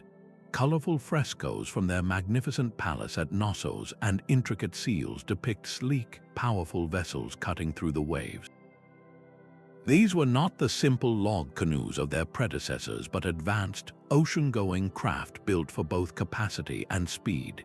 They featured high, gracefully curved prows designed to slice through Mediterranean swells, while their broad beams provided stability for heavy cargo holds. Most remarkably, they were propelled by banks of oarsmen, making them independent of fickle winds and granting them a maneuverability that was unmatched for their time. This combination of sail and oar power gave Minoan captains the confidence to venture far from the sight of land, turning the sea from a fearsome barrier into a welcoming highway that connected them to the great powers of the Bronze Age. The wealth that flowed into Crete on these ships built the breathtakingly complex palace complexes that still awe visitors today. The Great Palace of Knossos, with its labyrinthine corridors, advanced sanitation systems, and vibrant murals of leaping dolphins and elegant courtiers, was the administrative and economic heart of this maritime network. The Minoans did not just trade raw materials, they were master craftsmen and processors. They imported raw copper from Cyprus and tin from as far away as Britain or Afghanistan, alloying them in their workshops to produce high-quality bronze tools and weapons that were then re-exported at a significant profit. Their distinctive pottery, with its dynamic spirals and naturalistic designs of octopuses and marine life, was a coveted luxury good found in elite tombs from Egypt to Anatolia. Perhaps their most valuable export was saffron, a spice derived from the crocus flower which was used as a dye, a medicine, and a perfume, worth literally more than its weight in gold to their trading partners. This economic success fostered a culture that was strikingly unique in the ancient world. Minoan society, as interpreted from its art and architecture, appears to have been less overtly militaristic and hierarchical than its contemporaries. The prominence of female figures in religious frescoes, often depicted as powerful priestesses commanding serpents or leading ceremonies, suggests a complex social structure where women held significant spiritual authority.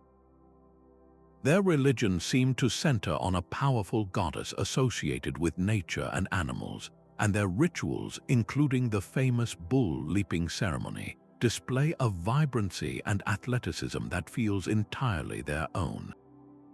This cultural confidence was their greatest export, profoundly influencing the emerging Mycenaean culture on mainland Greece, which eagerly adopted Minoan artistic styles, architectural forms, and even their gods, forming the primordial clay from which classical Greece would eventually be sculpted. Yet, for all their achievements, the Minoans left behind a tantalizing and frustrating silence. Their written language, known as Linear A, inscribed on clay tablets, this script was used for centuries for palace inventories and administrative records. Despite decades of effort by the world's top cryptographers and linguists, Linear A remains undeciphered, its meanings locked away, holding secrets about their daily economy, their political structure, and perhaps even their myths. This inability to hear their own voice directly from their records is a primary reason they remain in the shadow of the later Greeks, whose literature and histories we can read and study in detail.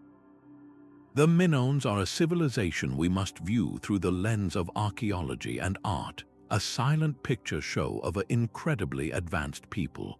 Their story does not have a peaceful ending.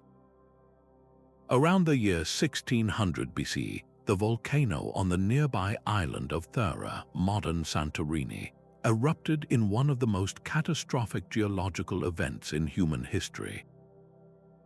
The explosion was unimaginably powerful, triggering tsunamis that would have devastated the northern coast of Crete and blanketing the island in thick layers of ash, crippling agriculture and smothering ports. This natural catastrophe severely weakened the Minoan civilization, leaving it vulnerable.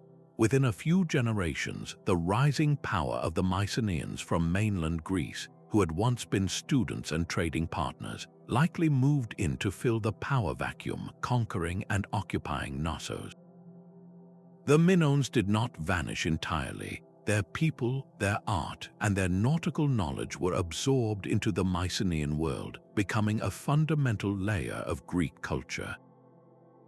But their unique, maritime-focused empire was gone, its memory fading into myth until archaeologists like Sir Arthur Evans began to peel back the soil millennia later. Their legacy is a powerful reminder that the architects of history are not always the loudest voices in the record, but are often the quiet pioneers whose innovations set the stage for everything that follows. When we think of the Kingdom of Dahomey, our minds are often drawn to its formidable land forces, the famous all-female military regiment known as the Agogi, and an army that instilled fear across West Africa. But this powerful kingdom, rooted in what is now modern Benin, harbored a less celebrated ambition that reached beyond the savannah and into the rolling waves of the Gulf of Guinea.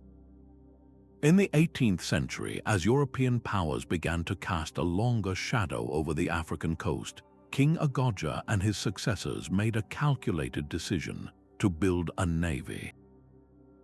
This was not a force designed to challenge the great ships of Europe in open combat, but a strategic, agile fleet tailored for a very specific purpose: to control their own destiny by commanding the waters immediately off their shore. Their fleet was a pragmatic assembly of might and ingenuity. At its core were large war canoes, some reportedly capable of carrying up to 50 warriors. These were not simple dugout vessels. They were sophisticated craft, often built from massive silk cotton trees, and sometimes equipped with small swivel guns or cannons acquired through trade or captured from European vessels. The Dahomeans also demonstrated a remarkable ability to adapt and repurpose, incorporating captured ships into their fleet and mastering their use. This nascent navy allowed them to patrol their coastline with authority, intercepting unauthorized slave traders who sought to bypass the royal monopoly and ensuring that all commerce, every ship, every transaction flowed through the channels they sanctioned and taxed.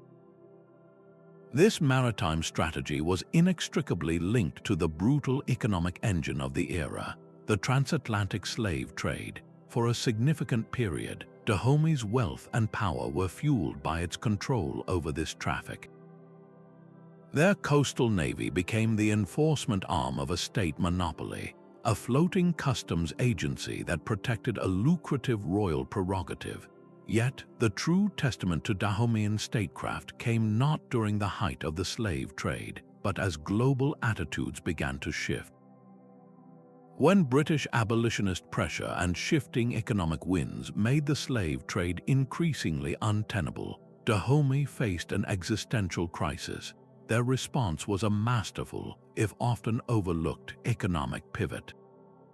They shifted their entire agricultural and commercial focus toward the production and export of palm oil, a commodity in growing demand from European industries for use as a lubricant and in soap making.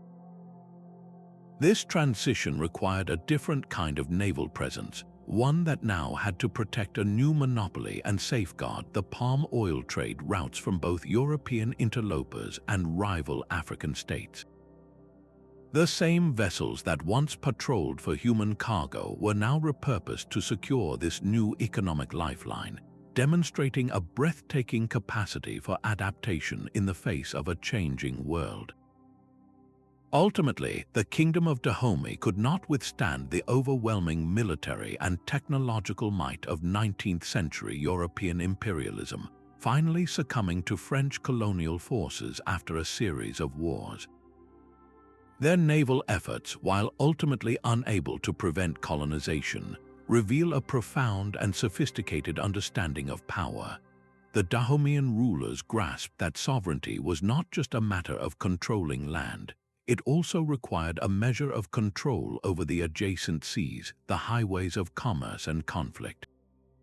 Their story compellingly refutes the simplistic narrative that African states were merely passive victims of the slave trade and colonialism. Instead, we see a powerful kingdom actively maneuvering, leveraging every tool at its disposal both on land and at sea, to navigate a complex and hostile international landscape, fiercely protecting its economic interests and political autonomy for as long as possible. While Venice often captures the imagination with its romantic canals and artistic splendor, its greatest rival operated from a rugged harbor on the opposite side of Italy, building a maritime empire not on beauty, but on sheer financial and naval audacity. The Republic of Genoa, born from the steep, terraced cliffs of the Ligurian coast, was forged in a different crucible than its serene adversary. Where Venice was a city of consensus and intricate state control, Genoa was a city of fierce individual ambition, where powerful merchant families vied for dominance, turning their competitive spirit outward to challenge Venetian supremacy across the entire Mediterranean. This was not a friendly competition. It was a centuries-long struggle for control of the world's most valuable trade routes, a clash that would ultimately fund the discovery of a new world and invent the very tools of modern capitalism. The physical instrument of Genoa's power was its fleet, and its crown jewel was a vessel that represented a quantum leap in ship design, the carrack. Imagine a ship that could do it all. The Genoa's carrack was that ship. It was a robust, round-hulled merchant vessel with a high forecastle and sterncastle, providing ample space for cargo and defensive positions for its crew. But its most revolutionary feature was its rigging. It typically carried 3 or 4 masts with a combination of square sails on the fore and main masts for power, and lateen sails on the mizzen mast for superior maneuverability. This hybrid sail plan allowed it to undertake long, oceanic voyages, something the oar-dependent galleys of Venice could never achieve. The carrack's massive hold could be filled with grain from Sicily and the Black Sea, or alum, a crucial mineral fixative for dyes, from their mines in Anatolia. This ship didn't just carry goods, it carried the potential for global exploration, a design so effective that it would become the model for the vessels that sailed into the Atlantic, including those of a Genos-born explorer named Christopher Columbus. The true source of Genoa's influence, however, wasn't just in its shipyards but in its counting houses. Genos merchants were pioneers of high finance, developing instruments that sound familiar to us today. They perfected the use of bills of exchange, which allowed a merchant in Constantinople to receive payment from a colleague in Bruges without the perilous physical transport of gold coins. They developed early forms of maritime insurance, spreading the immense risk of sea travel across a pool of investors, making long-distance trade a less catastrophic gamble. This financial sophistication meant that Genoa's power was as much about abstract numbers in ledgers as it was about cannons on decks. Their bankers didn't just fund their own state, they became the creditors to empires, loaning vast sums to kings in Spain and France, wielding influence that far exceeded their republic's modest size. Money became their navy and debtors their colonies. This rivalry with Venice inevitably exploded into violence, most spectacularly in a series of conflicts known as the Venetian-Genos Wars. The most famous of these clashes was the Battle of Chioggia in 1380. After a series of daring raids, the Genos fleet managed to blockade and capture the Venetian town of Chioggia, putting Venice itself under dire threat. It was the closest the Serenissima ever came to utter defeat. Yet, through a miraculous effort, the Venetians managed to turn the tables, besieging the besiegers and forcing the Genos fleet to surrender. Chioggia was a tactical defeat for Genoa, but it was a strategic stalemate. The war exhausted both republics, but it demonstrated that neither could deliver a knockout blow. This perpetual deadlock is precisely what forced both powers to innovate relentlessly in ship design, navigation, and finance, pushing the boundaries of what was possible and setting the stage for the great age of exploration. Ultimately, Genoa's downfall came not from a foreign navy but from within. The very familial rivalries that fueled its competitive drive, the fierce contest between the Doria, Spinola, and Grimaldi clans fractured the state, making it vulnerable. Without the strong, centralized government of Venice, Genoa was often paralyzed by internal strife. This weakness attracted the attention of larger, land-based powers. Over the centuries, the Republic found itself repeatedly occupied and controlled by the French and the Milanese, its independence slowly leaching away until it was finally absorbed into the rising Kingdom of Sardinia and later a unified Italy.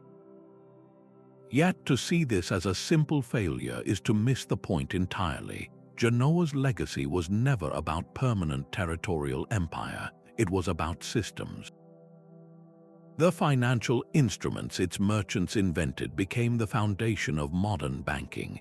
The nautical charts produced by its master cartographers guided explorers for generations. And perhaps most symbolically, the ambition it fostered in its native son, Christopher Columbus, irrevocably changed the map of the world. The story of Genoa is the story of the rival in the shadows, the one who, through relentless pressure, forces the star to shine even brighter, all while quietly building the framework for the future. While the mighty empires of Europe were sending their ships across the Atlantic, a dazzling kingdom was rising from the floodplains of Southeast Asia, building its power not on a single coast, but on a living, breathing network of rivers. Established in 1351, the Kingdom of Ayathea was strategically founded on an island at the confluence of three rivers, the Chao Phraya, the Lopburi, and the Parsac. This was no accident, it was a masterstroke of hydrological engineering. These waterways were the kingdom's lifeblood, its defensive moat, and its superhighway system all in one.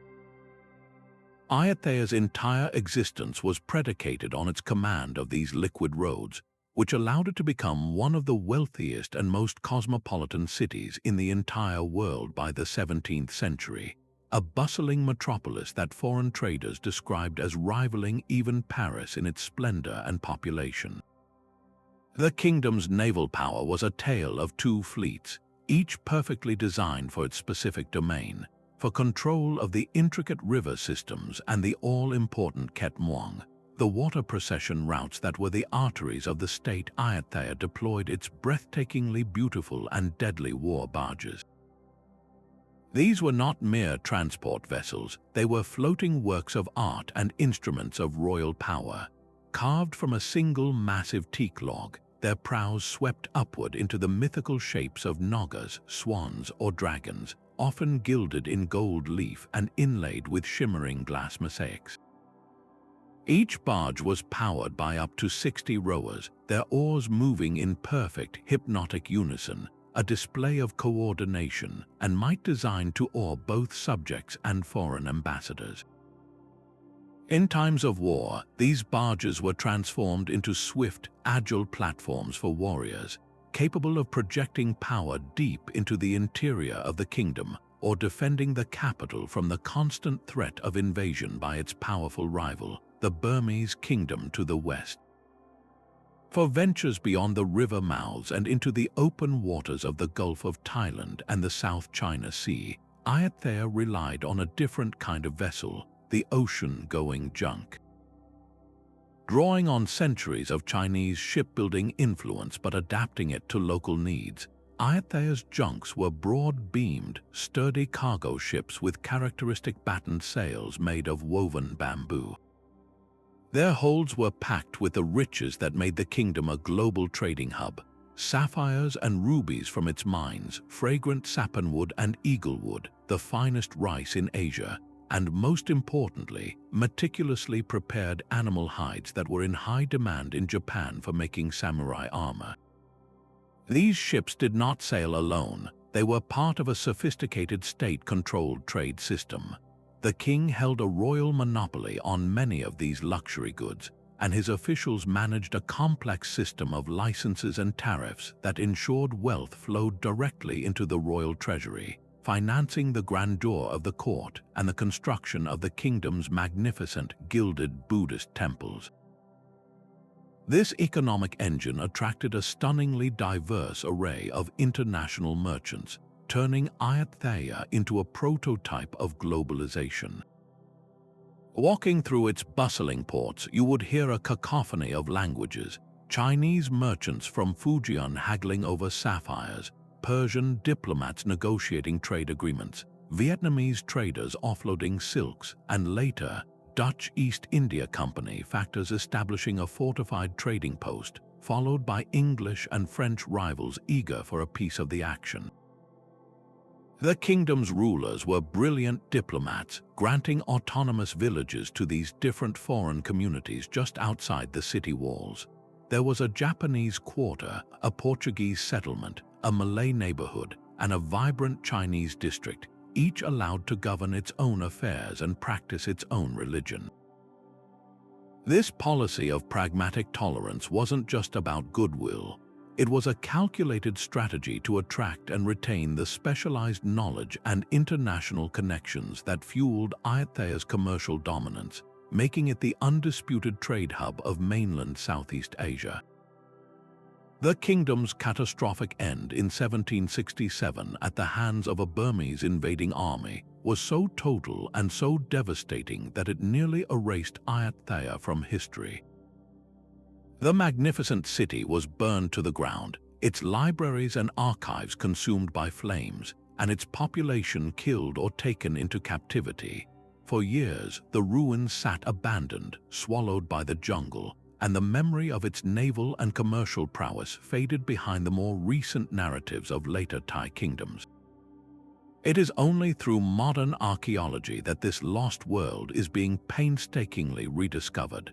Excavations in the river mud have revealed the remains of those majestic warships, their carved serpents still hinting at past glory.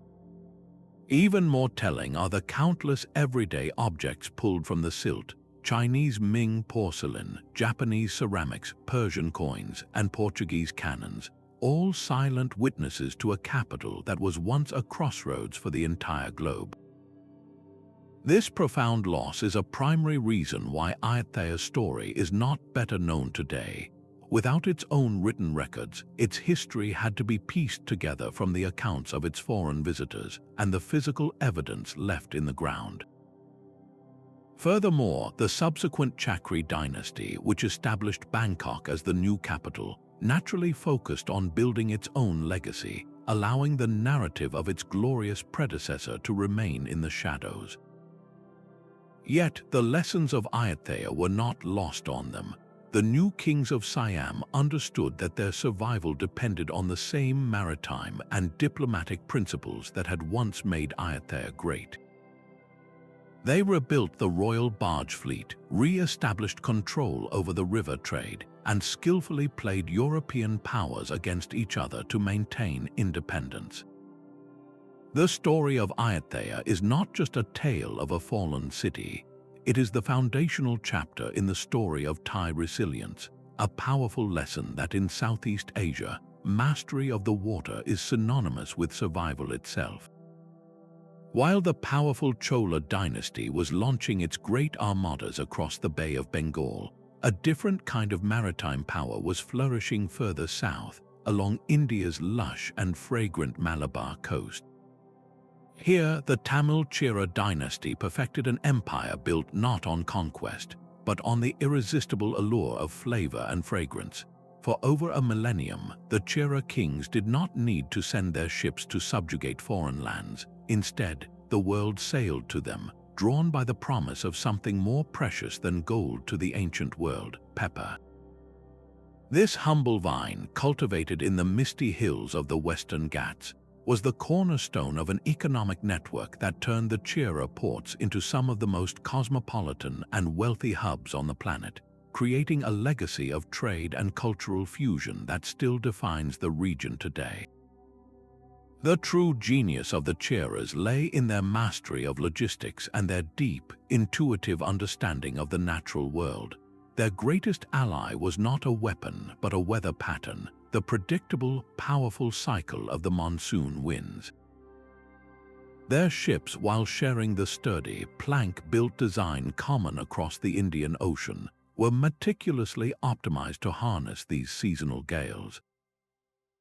Chera shipwrights understood the precise angles of the sail, and the whole shape needed to catch the summer monsoon blowing from the southwest, carrying their vessels laden with pepper, ivory, and precious gems directly to the ports of Arabia and the Roman Empire. Then they would wait, trading and restocking, until the winds reversed in the winter, blowing reliably from the northeast to carry them back home. This wasn't just sailing. It was a form of celestial and meteorological timekeeping, a dance with the planet's rhythms that made their trade astonishingly efficient and reliable. A Roman merchant in Alexandria could almost set his calendar by the arrival of the Chera pepper fleet, so dependable was this annual cycle. This mastery of the seas turned ports like Muziris into legendary destinations. Imagine the scene on its bustling docks, the air thick with the scent of spices, the shouts of traders in a dozen different languages, and the sight of Roman gold coins ore being weighed against sacks of gleaming black peppercorns.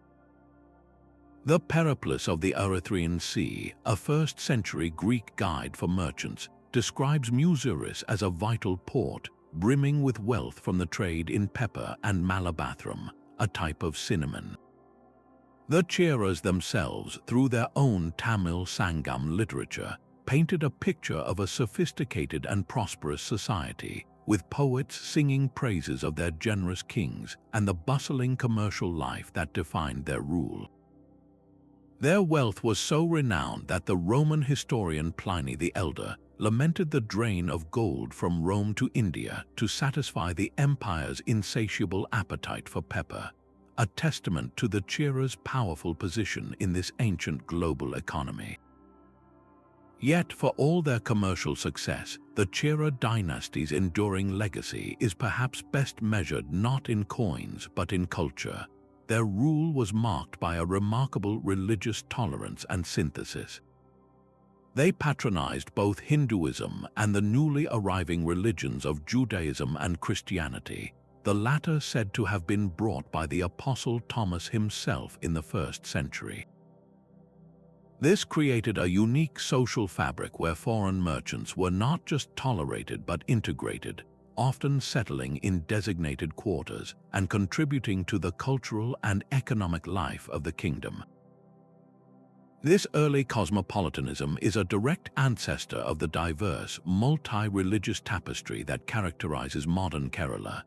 The vibrant festival of Onam, which celebrates the annual harvest and the mythical, benevolent rule of the Chola king Mahabali, remains the state's most important cultural celebration, a centuries-old echo of the prosperity their maritime empire once guaranteed.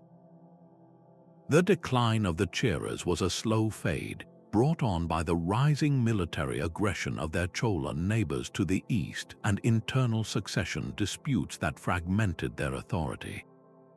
Unlike empires that leave behind towering stone monuments, the Chola's legacy was built on perishable goods and wooden ships which returned to the earth. Their greatest port, Muziris, was likely silted over by a catastrophic flood in the 14th century, its exact location becoming a mystery for centuries, only recently being uncovered by archaeologists. This physical transience is a key reason why their story is less famous than that of the monument-building Cholas, but their influence was never truly lost. It lived on in the knowledge of the Malayali sailors who continued to ply the monsoon routes, in the spice gardens that still perfume the air of Kerala, and in the open, mercantile spirit of the region. The Chola dynasty demonstrates that the most enduring power isn't always seized by the sword. Sometimes it is cultivated patiently, traded fairly, and carried on the wind. Yet for all its commercial and diplomatic sophistication, the Sultanate of Malacca's ultimate vulnerability lay in its very source of strength, its openness. The same policy that welcomed Gujarati textiles and Chinese porcelain also allowed for the quiet observation of its defenses by a new, ruthless breed of European power. The Portuguese, fresh from their own maritime revolution around the coast of Africa, arrived in the Indian Ocean not as mere traders, but as militant crusaders driven by a potent mix of commerce, Christianity, and conquest. They saw Malacca not as a partner, but as the final obstacle in their quest to seize the spice trade at its source. In 1511, a relatively small but intensely focused Portuguese armada, under the command of Afonso de Albuquerque, appeared off the coast. What they found was a kingdom strained by the very diversity that had built it. While the Sultanate's navy was formidable, Albuquerque skillfully exploited internal political divisions, garnering intelligence and even securing some support from discontented merchant communities within the city who chafed under Malay rule. The subsequent assault was a shockingly brutal affair of naval bombardment and street fighting, a clash of two utterly incompatible visions of maritime power. The fall of Malacca was swift and devastating, a stark demonstration that a trading empire built on consensus and tariffs could be shattered by a single, determined military force armed with a unified, expansionist purpose. Its rapid collapse underscores a painful truth of the era, that the age of collaborative emporiums was giving way to the age of the fortified, monopolistic colony. The Portuguese victory, however, proved Pyrrhic. While they captured the city, they could never recapture the spirit of the place. The international merchant communities, the lifeblood of Malacca's prosperity, fled to other ports like Aceh and Brunei, taking their networks and their wealth with them. The Portuguese found themselves lords of a hollow prize, a symbol of their power that never again functioned as the thriving heart of Asian trade. The true legacy of Malacca lived on elsewhere, in the administrative models and legal codes that were adopted by the successor sultanates that would continue to shape the Malay world for centuries, a ghost of a gateway that forever changed the flow of history. Now, let's shift our focus from the sprawling networks of Asian trade to a kingdom whose maritime ambitions were born not from a desire for global empire, but from a very specific landlocked goal, the unification of Italy itself. Tucked between the great powers of Europe, the Kingdom of Sardinia might seem an unlikely candidate for a naval power. Its heart was in the mountainous region of Piedmont, far from the sea, and its territory included the large, strategically important but often troublesome island of Sardinia. For much of its history, its naval presence was negligible, a collection of aging galleys and coastal patrol boats, but in the 18th and 19th centuries, a dramatic transformation took place. The rulers of Sardinia, particularly from the House of Savoy, realized that to achieve their grand political objective of forging a new Italian nation, they would need to command respect not just on the battlefields of the north, but on the waves of the Mediterranean as well. Their navy became a critical instrument of this pragmatic statecraft, a symbol of emerging national prestige and a shield for its nascent ambitions. This new fleet was a product of careful observation and strategic borrowing. Lacking a deep indigenous shipbuilding tradition, the Sardinians looked to the masters of the era.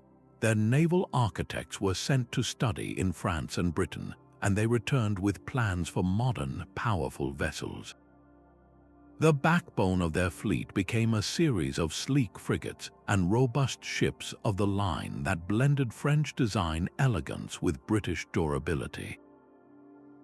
These were not mere copies. They were adaptations optimized for the specific conditions of the Mediterranean, lighter and more maneuverable for the calmer, enclosed sea compared to the heavy vessels built to withstand the North Atlantic. The kingdom invested heavily in the naval arsenal at Genoa, turning this recently acquired port into a hub of industry and innovation, building and refitting a fleet that could hold its own against more established rivals.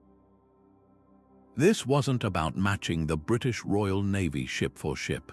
It was about creating a force credible enough to ensure that Sardinia had a seat at the table whenever the great powers discussed the fate of the Italian peninsula. The true test of this newly built force came not in grand fleet actions, but in the gritty, ongoing struggle against the Barbary pirates of North Africa.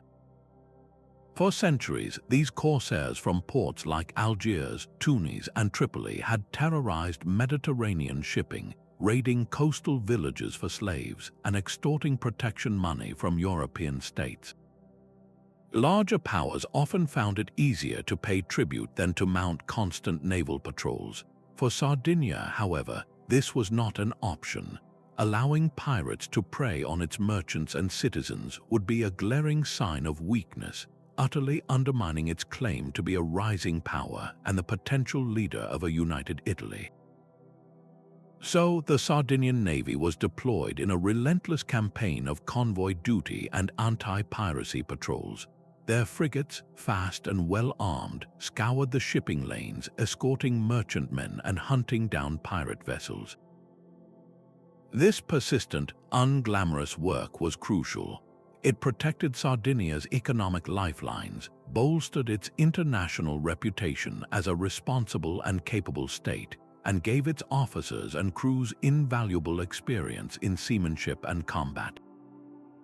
When the wave of revolutions and wars known as the Risorgimento swept across Italy in the mid-19th century, the Sardinian Navy found its ultimate purpose. Its role was multifaceted and absolutely critical to the success of the campaign. While the legendary armies of Giuseppe Garibaldi marched south to liberate Sicily and Naples, they did not go alone.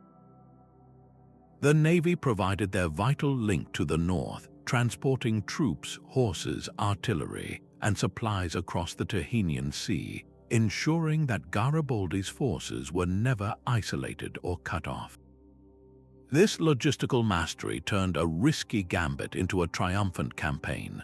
Furthermore, the fleet blockaded Bourbon-controlled ports in southern Italy, preventing the enemy from receiving reinforcements or supplies by sea, and even provided offshore artillery support during key amphibious assaults. In the north, during the wars against Austria, the Navy's presence in the Adriatic served as a constant threat to the long Austrian coastline, tying down enemy forces that might otherwise have been deployed against the Piedmontese army on land. Every cannon that was pointed at the sea was one less cannon pointed at Turin, the ultimate bittersweet success of the Risorgimento, culminating in the proclamation of the Kingdom of Italy in 1861, also marked the beginning of the end for the distinct identity of the Sardinian Navy. It was gradually absorbed into the new Regia Marina, the Royal Italian Navy. Its ships were repainted, its officers integrated into a new command structure, and its proud history was slowly subsumed into the broader narrative of a unified Italy. The very success of its mission meant its own identity was sacrificed for the greater national cause.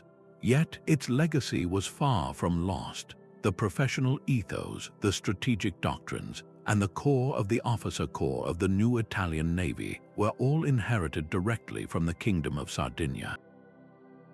The Savoyard focus on pragmatic modernization, combined operations, and the use of naval power as a tool of diplomatic leverage became foundational principles for Italy.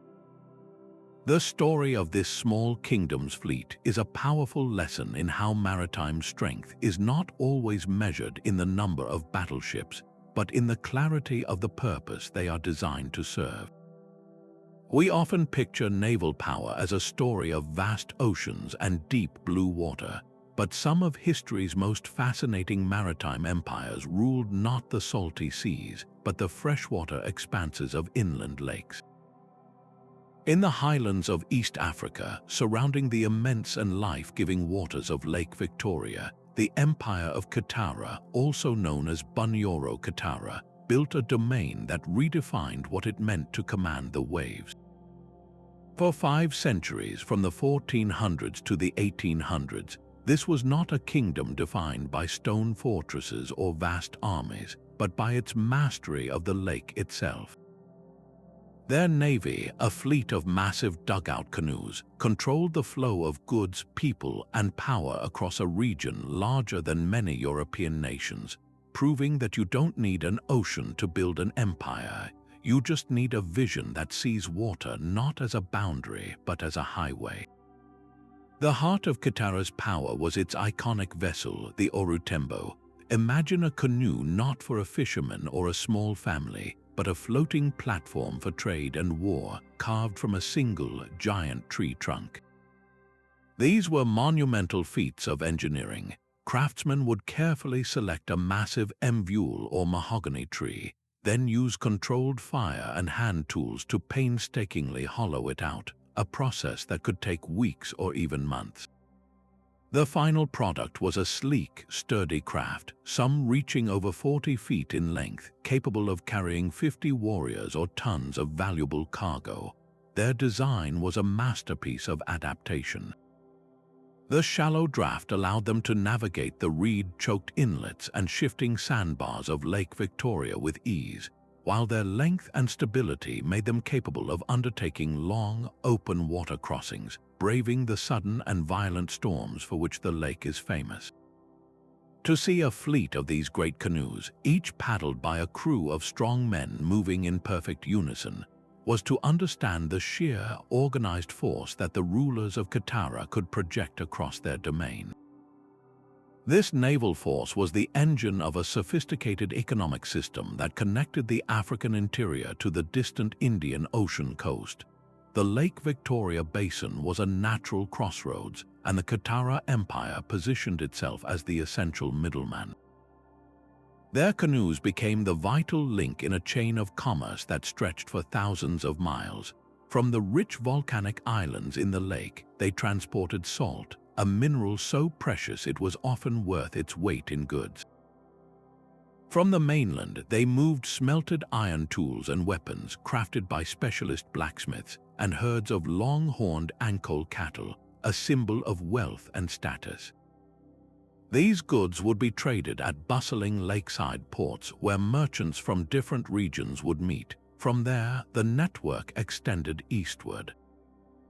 Through a series of intermediaries, the products of Katara ivory, animal skins, and slaves would eventually find their way to the Swahili coast city-states like Mombasa and Zanzibar, entering the vast Indian Ocean trade networks in exchange for exotic imports like glass beads, cotton cloth, and porcelain. The empire's wealth was quite literally floated across the lake on the backs of its majestic canoes. The importance of this maritime power was deeply woven into the very culture and ritual of the Katara state. The Abakwasi, the dynasty of demigod kings who were believed to rule the empire at its height, were not just political leaders but spiritual figures whose authority was intrinsically linked to their command of the lake. Oral histories and traditions speak of sacred royal barges used for ceremonial processions and rituals meant to appease the spirits of the water. Naval strategy was a key part of warfare. Control of the lake meant the ability to move troops rapidly to crush rebellions on opposite shores, to launch surprise attacks on rival clans, and to enforce royal monopolies on the most lucrative trade routes. A challenger to the throne without a navy was no challenger at all. This was a society that understood its identity and its power through its relationship with its ships, a fact celebrated in the epic poems and songs passed down through generations of storytellers. The decline of Katara's lake-based dominance mirrors the story of so many indigenous powers in the 19th century. Internal succession disputes and the rising power of neighboring kingdoms like Buganda began to fracture its authority from within. But the final, decisive blow came from an entirely foreign direction: the arrival of European colonial powers. British and German agents, armed with advanced firearms and the brutal logic of the scramble for Africa, saw the region not as a complex network of interlocking sovereignties, but as territory to be partitioned. The treaties they forced local rulers to sign, often under duress or through deliberate misunderstanding, carved up the lake shores between British Uganda and German Tanganyika. The old economic systems were dismantled and replaced by colonial extractive economies focused on cotton and other cash crops for export. The Great War canoes, once the symbol of Katara's power, were no match for steam-powered gunboats and Maxim guns. The empire was subsumed, and its sophisticated maritime history was largely written out of the colonial narrative, which preferred to portray African societies as primitive and landlocked. This deliberate oversight is precisely why Katara's story is so crucial to recover. It forces us to expand our definition of naval power beyond the classic image of three-masted ships on the high seas. Here was an empire that mastered its own, equally challenging maritime environment. Their sailors possessed a profound knowledge of lake currents, weather patterns, and navigation that was every bit as specialized as that of an Atlantic sea captain. Their shipbuilding techniques were perfectly adapted to their needs and resources.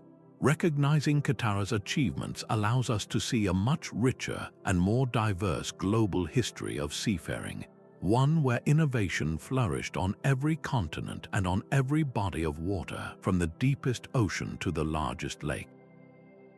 Their silent canoes gliding across the freshwater sea of Victoria carried the weight of an empire, and their story reminds us that true power is always about mastering your own environment, whatever form that environment may take. From the windswept fjords of the Norse Greenlanders to the spice-laden waters of the Malaccan Sultanate, the stories of these silent sea powers reveal a truth far richer than any single narrative of conquest. They were not just empires, they were ecosystems of innovation, each one a unique answer to the challenges of their time and their corner of the globe. The Phoenicians gave us the very alphabet we use to tell their tale, while the Hanseatic League crafted the blueprint for modern global trade. The kingdom of Kandy defied European giants with little more than ingenuity and intimate knowledge of their home waters, and the Omani Empire wove together a tapestry of cultures that still defines the Swahili coast today. Their legacy is not merely a collection of sunken ships and ruined ports. It is woven into the very fabric of our interconnected world, in the words we speak, the laws that govern commerce, and the cultural exchanges that make us who we are. What united these diverse powers was a profound understanding that true strength at sea is not always measured in cannon count or the sheer tonnage of a fleet. It is measured in the subtle, often invisible arts of adaptation and nuance. It was the Minoan artist who painted a leaping dolphin on a pot, creating a brand recognized from Egypt to Sicily. It was the unnamed Chola navigator who could read the monsoon winds like a map, guiding an invasion force across an ocean. It was the Ragusan diplomat, balancing Ottoman demands against Venetian threats with nothing but wit and a well-placed bribe. Their power lay in specialized knowledge: the Pandya diver who knew the secret pearl beds of the Gulf of Mannar, the Swahili captain who could ride the seasonal winds with metronomic precision, the Funanese engineer who turned a flooded delta into a network of commercial superhighways. They mastered their specific domain so completely that they became indispensable, their silence a strategic advantage that often kept them out of the spotlight of rival empires until it was too late. This journey through the silent seas ultimately challenges us to reconsider what we value in history. We are often drawn to the loudest narratives, the epic battles, the grand monuments, the familiar names celebrated in textbooks. But history, like an ocean, has its deep currents that move unseen, powerful forces that shape the world without ever breaking the surface. The forgotten maritime empires teach us that impact is not the same as fame, and that influence can be exerted as effectively through a trade agreement as through a volley of cannon fire. They remind us that the course of human events is also charted by merchants and cartographers, by shipwrights and pearl divers, by those who build bridges of culture and commerce rather than walls of stone. By listening for their whispers in the historical record, we gain a fuller, more nuanced understanding of our past, one that acknowledges the quiet architects of our modern world. So the next time you look at a map, try to see beyond the bold borders of land empires. Let your eyes trace the sea routes instead, the dotted lines that connected Srivijaya to China, Genoa to the Black Sea, Axum to India. Imagine the ships that sailed them, carrying not just spices and silk, but ideas, innovations, and dreams. Their stories are a testament to human resilience and creativity, a powerful invitation to dive deeper and discover the countless other chapters that history has for too long left waiting just below the waves. If this voyage has sparked your curiosity, we would love to hear which of these silent empires resonated most with you. Share your thoughts below, and be sure to subscribe to join us on our next exploration into the shadows of history.